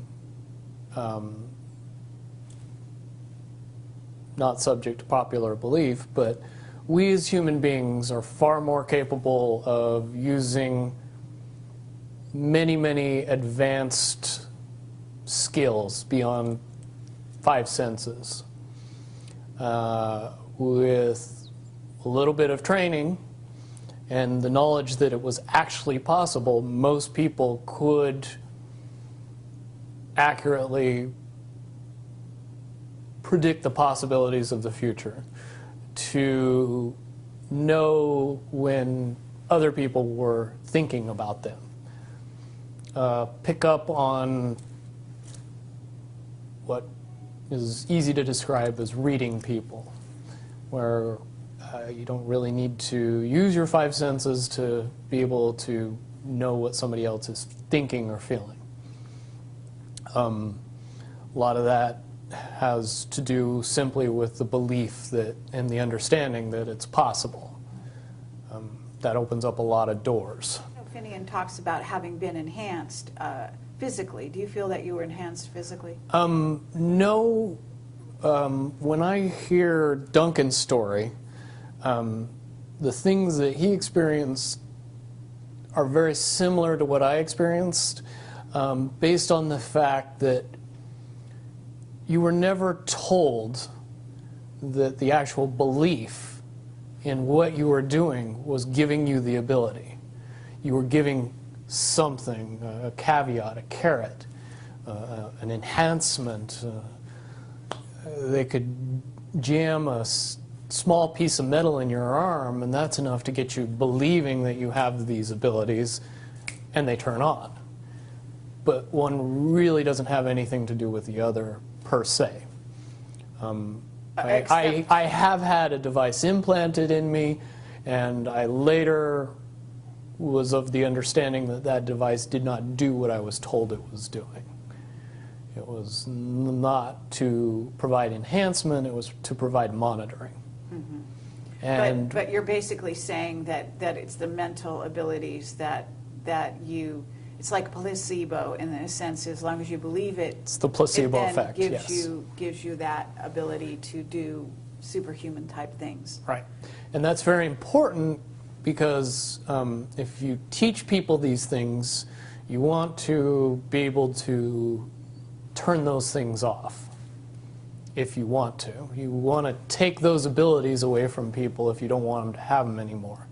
So if you tell them the true nature of the abilities, then you can't take belief away anymore. You have to pull the piece of metal out of the arm that says you don't have the enhancement anymore. Well, it's the Tin Man. Yes. And, you know, being told that he doesn't have a heart, he needs to have a heart installed, when in fact he had a heart all along. Exactly. Or maybe that's the lion, I forget who, but several. Lion was courage, yeah. Yeah, several of the beings in that story. So okay, well that's very valuable. So you basically were given that kind of thing, and I would say that. And let me interject. The 6 months where I was undergoing all the psychological treatment, I did go through a period of time where I believed all of my abilities to be gone or taken away. In 2008, with some help, I was able to transcend the barrier that kept me from using those talents. And now I've been able to refine and enhance those abilities far beyond the levels that I had in the military, which comes in handy when cops chase your cell phone GPS. Okay, absolutely. All right, so, but to get back to Area 51, and I understand that at this point you would be violating a security oath to talk about it, right? Let me put it in terms that it's easier for me to say and not have to go into the details of how I know, but just that I know. I'll present it to everybody very simply. What could be so important at Area 51 that would require the level of secrecy that is in existence around that facility?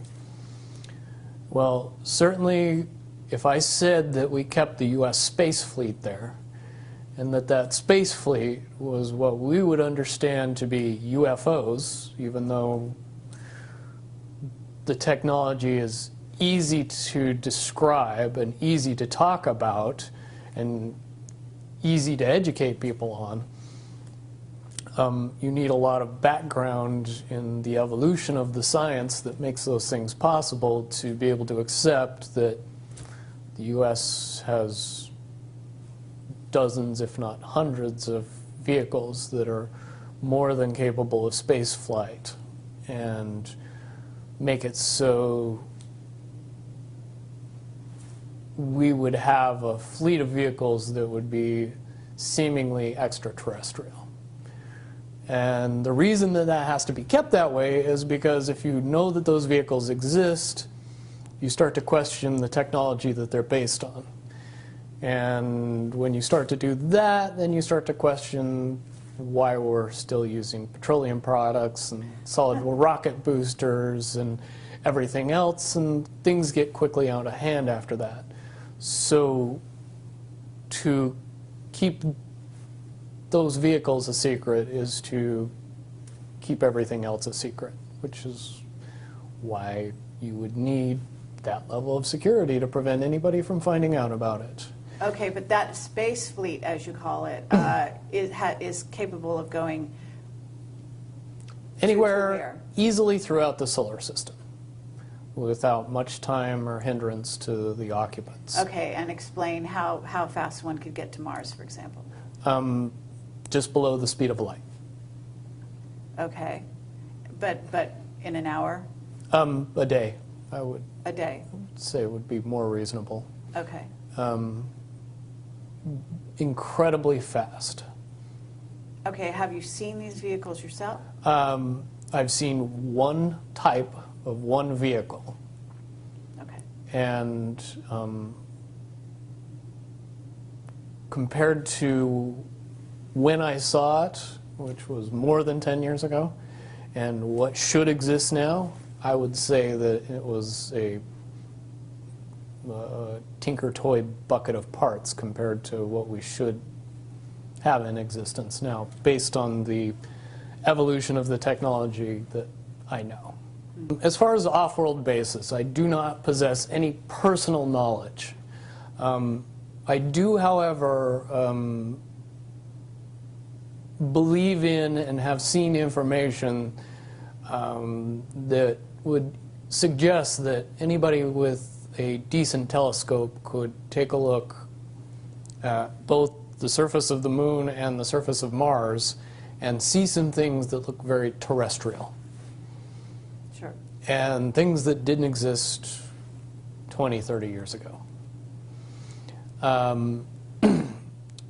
One of the caveats that I do have some personal information that I did get personally involved in was some information that had to do with the Stargates and Looking Glass, and more specifically the 2012 problem with those projects. I guess, popular opinion of what's out there right now is that the project was shut down because there was a problem when we approached 2012. I've heard it described a number of ways, but to my knowledge, the problem is that the timelines converge on that point in time. And when you know enough about the Stargate projects and the Looking Glass project to know that how string theory works and how the possibility of possibilities works and how making one choice over here doesn't necessarily mean that the other choice couldn't exist at the same time. But once you get your brain wrapped around this subject, you find out that at the end of 2012, in an easy way to put it, the choices that we make become less and less consequential to the future. And eventually we're pushed into this bottleneck of time, no matter which choice we make. And that's important to the people that had access to Looking Glass because they would use Looking Glass knowing the choices that they would make and the future would pop up. The big mistake was coming up with the possibility of future. And when we started using a computer to say, well, if we make this choice, it's 79% possible that this scenario happens, and 23% are possible, or whatever, you know, I'm using round numbers, that this scenario would happen. The understanding at the time was that was realistic. However, if you go down the road further and free will continues to exercise itself on this game, that 79% possibility sometimes changes very, very fast. But if you look at the situation in a point of time, it seems very realistic that that's the greatest possibility. What happened was people, very smart people, began to figure out that something big was coming up. Something that made it so all the possibilities of all the future scenarios of any choice, any possibility that was fed in and observed through the Looking Glass inherently ended up in the same future. And no decision and no possibility changed past a certain point. That's the big secret. Okay, so is that certainly 2012 in your understanding? It well coincides with December 21st, 2012. So at that point, all possibilities lead to the same Timelines. Rubicon. All possible timelines lead to the same basic set of history in the future. And what is that history to you? Did you know that, or did you find that out? That is the big question. That is the big secret. That is what sends everybody that has all of the information, that knows everything, into a blind panic. The people that know everything about Looking Glass, that have gotten all the reports and all the information, the elites of the world, probably figured out that that was the end of the game, and nothing could be manipulated beyond that point. So do you think that's held true? In other words, well, I have about 60 questions, but do you think that's true, or holding true, that nothing could be manipulated, that they haven't found a way to manipulate, that that's still the case? I mean, this is knowledge that you would have gained back when? Back when I was in the military, it would have been before '97 when I got in trouble. And it was things that one of my particular areas that I was amazingly intuitive about is problem solving / mission planning, or more specifically, taking a bad mission and fixing it, getting everybody through and out of it. Troubleshooting an optimum future. Exactly. Certainly knowing how string theory and possible futures works makes it so you can work your mind very quickly to see the reality of what's happening and decide what decisions need to be made to change it for a particular outcome.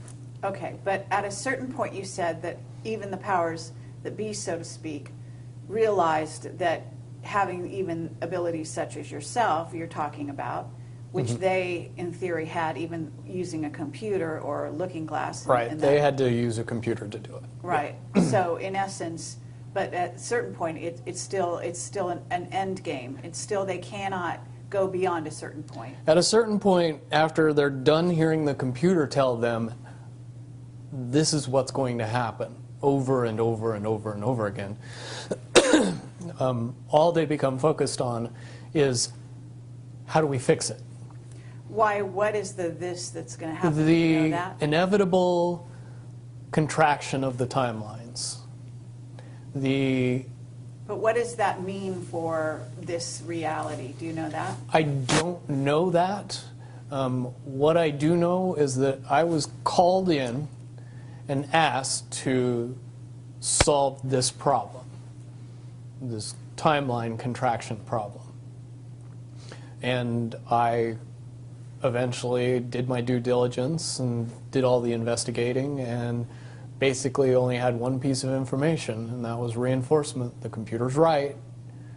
The timelines will contract down to some inevitable thing that you guys won't tell me about, so I can't help you.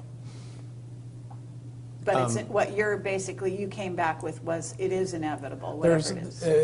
There is an inevitable event.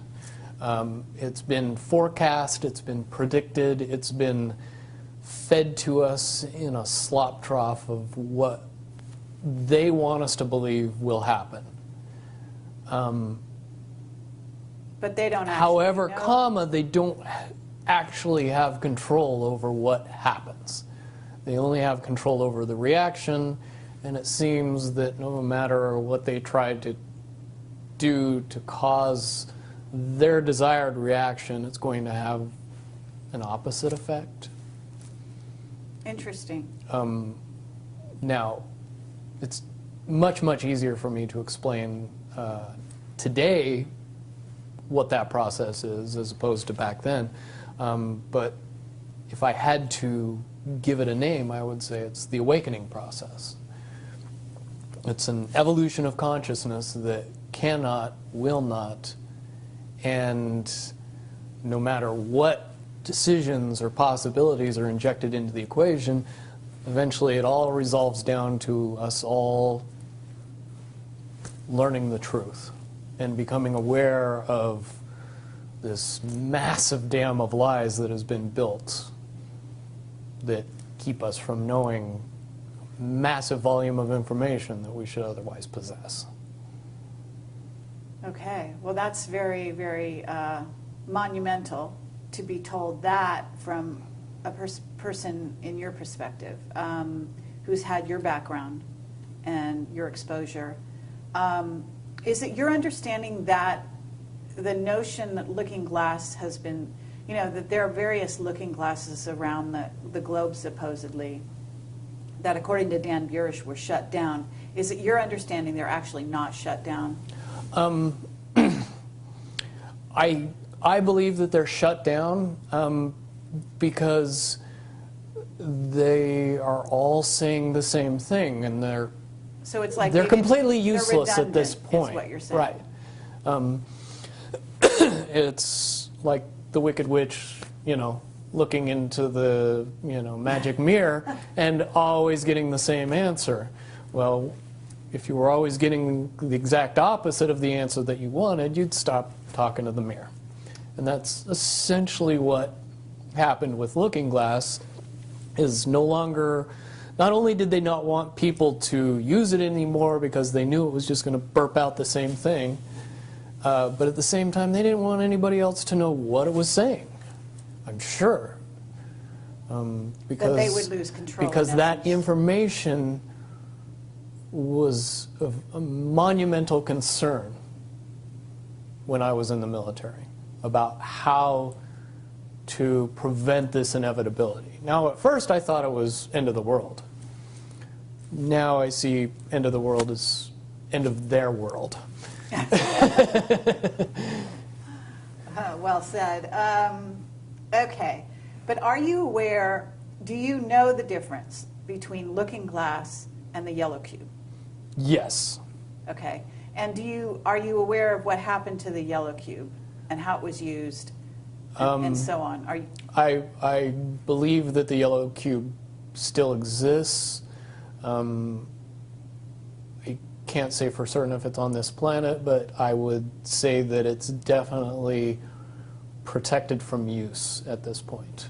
Okay, well that coincides with the testimony we got.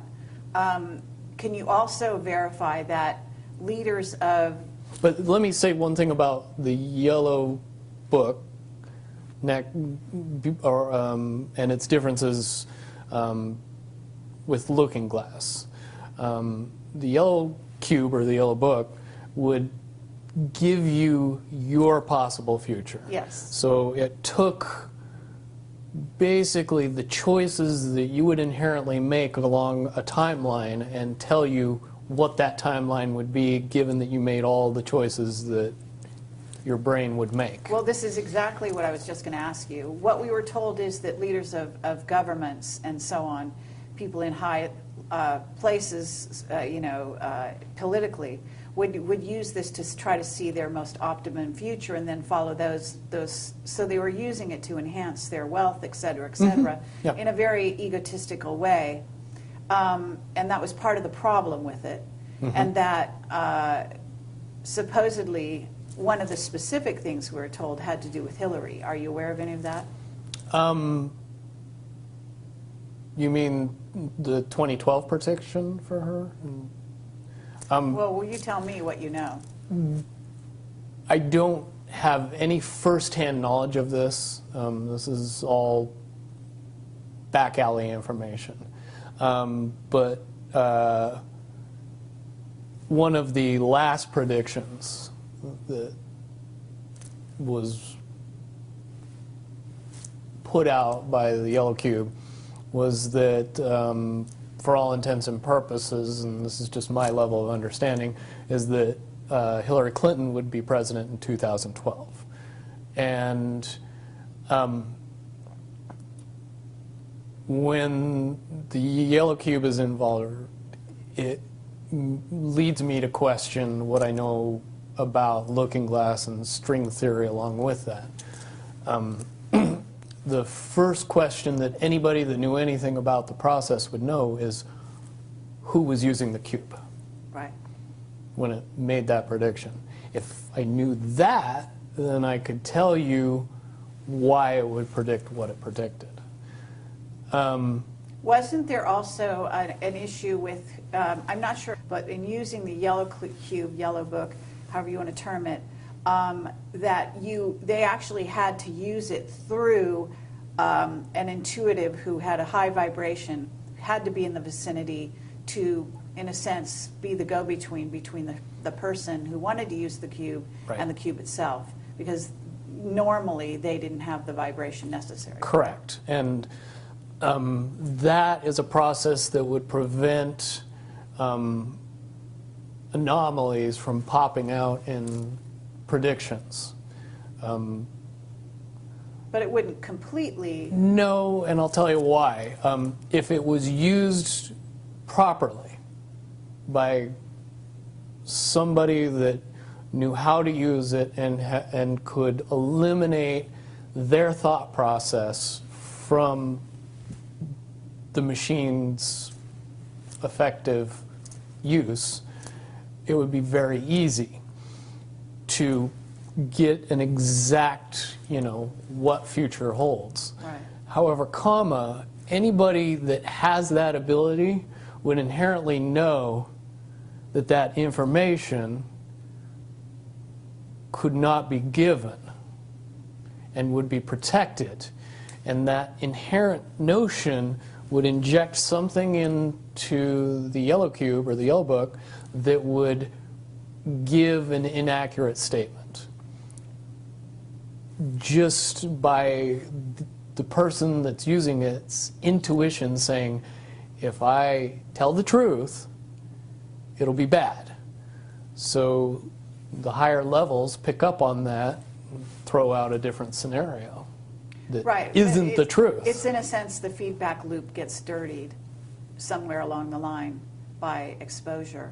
And that's why those pieces of technology should have never been used by humanity in its current level of understanding. Because for all intents and purposes, the technology doesn't work right when we use it. Right, I totally get that. Okay, so to get back to Looking Glass and the possible futures that they do converge, and the notion of, is there anything else that you can tell us, that you would want to tell us about that and the rest of the laundry list of sort of information that you had direct exposure to, either for yourself or through someone that you had vetted? The biggest cherry on top of all this conversation would be a synopsis to say that if I could convince everybody out there that for all intents and purposes, what we believe to be true eventually becomes true. If somebody convinces us that a major disaster is going to happen in the very near future, a major disaster happens in the very near future. If we don't buy into that fear and accept that there is really nothing that we know is going to happen, and accept of whatever happens, that makes the convergence of the timelines happen as naturally as possible. Any attempts to try to go away from this one inevitable conclusion, which I again see as a new beginning, an end of this reality, the beginning of something that we can't even possibly understand based on the level of our beliefs currently. But when all that information comes flooding out, there's going to be no denying what's true and what's a lie or what's illusion. We won't have the choice to believe that 9/11 happened because of a bunch of terrorists, because we'll know exactly what's happened. Basically what we're experiencing right now is two master chess players sitting at the board. And one of them looks down at the board and sees that he's in checkmate in 7 moves. And he looks across at his opponent and he knows that his opponent sees it too. So there's no getting out of it. So at this point, the loser can only prolong the game. The game, both players know the game is over. It's only a matter of time before he does this, and then you're forced to do this, and then he's forced to do this, and eventually checkmate. We, as a race, if we could understand that the game is over, that based on the rules of the game, the bad guys have already lost, the good guys have already won. Yes, there's moves left on the table, but those moves are being forced by the player that is going to win. The only way that checkmate can't happen is if the player that's winning makes a mistake. But from all of the information that I've gathered, all of the information that's been given, all of the information that's been vetted to me, it seems pretty obvious that the good guy player on the side of the chessboard knows exactly what has to be done to win the game. And so at this point, any mistake would be all but impossible. But again, you really have to understand the game to know that the guy that's losing is lost. And I'm sure most people sitting watching a chess match between two advanced chess players know the game's over long after the two players know it's over, because they can't see the board and see that there's only 7 moves left. Okay, but when we come to this convergence, and again, you've seen, or the looking glass has seen, up to that point. Now, let me say why I believe that it comes down to one inevitability, is because I was entrusted in getting it down to 2 possibilities. And I've heard both of those possibilities talked about in massive proportions, the good and the bad. Okay, do you want to talk, so can you, in one sentence, say what the good was and the bad was, or are you able to do that? To most easily put it to people, I suppose. One scenario is what most people would understand to be ascension, or an evolution of consciousness that brings us out of the cocoon and turns us into a butterfly. Timeline 2 is some kind of major global catastrophe that drives most of us underground and leaves a few of us on top to fend for ourselves. Very well put. Okay, so I would imagine, and you can... But I would also like to point it out that they call Timeline 2 Timeline 2. It seemed very odd to me that even back then it was identified as not 1. And that Okay. one is the didn't ascension get one. talked about. Okay, but 1 is the one that involves what in essence would be ascension, or moving into, from the cocoon to the butterfly.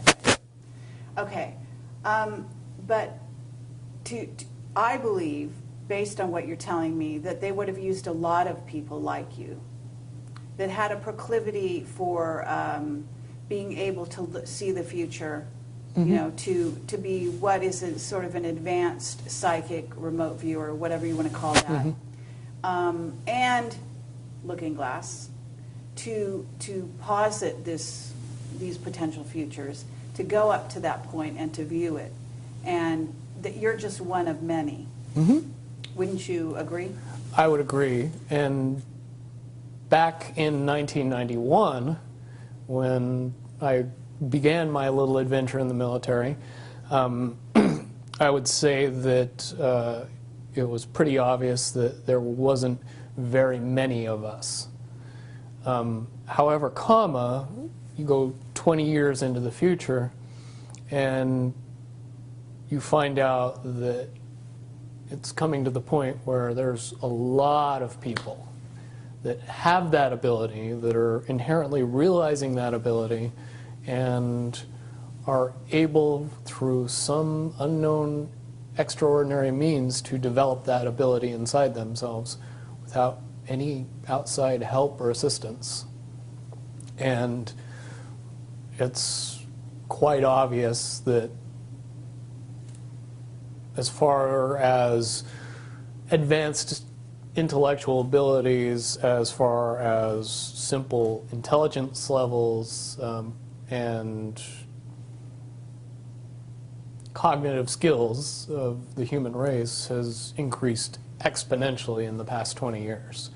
And people that were 10 years old in 1991 are now 30 years old and fully awake and conscious of this burning inside that says, I am a lot more than what I see in the mirror.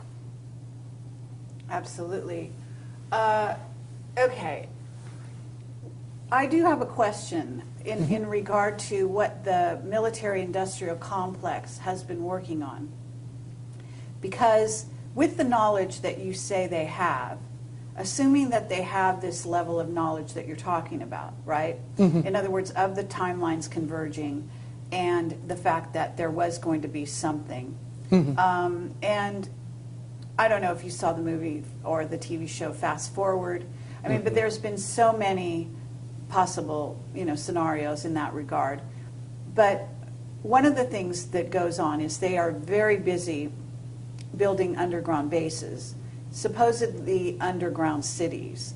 And so they seem to be hedging their bets for the negative timeline and putting their emphasis there. And would you say that that is because why would somebody want something negative to come true? Well, of course, the Illuminati have a program that they're working on in that regard. But basically, the sort of well-meaning military that just goes after contingencies, and is just working towards a future that they want to prevent or deal with when it comes. Can you explain why they have been hedging their bets to such a degree on the negative? It's very simple. They're insane. And beyond insane, they have literally deluded themselves into believing that they can somehow manage to get away with what they're trying to get away with. There is a distinct lack of reality in that thinking. Okay, what about the notion that CERN, for example, is engaged in trying to beat that game, as you call it? I would say, look at the problems CERN has had. The crazy little things that have kept that project from moving forward.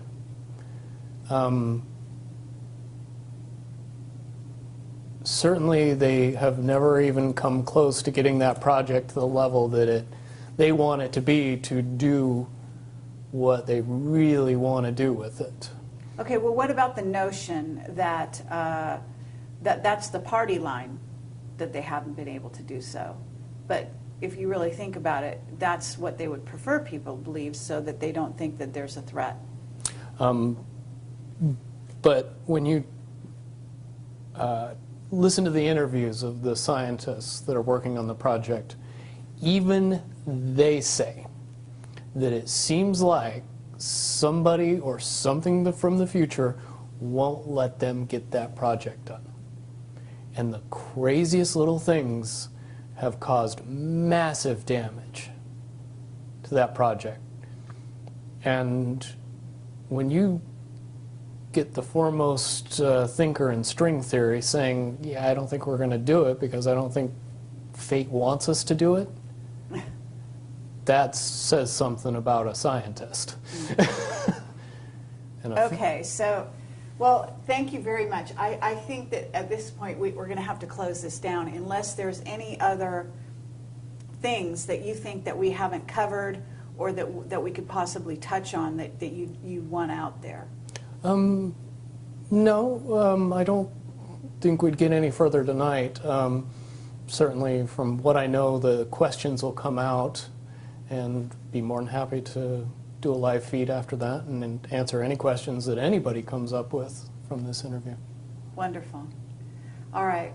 Well, thank you very much, Bill Wood, for your service to humanity. Well, hopefully I can get everybody else working towards that goal as well.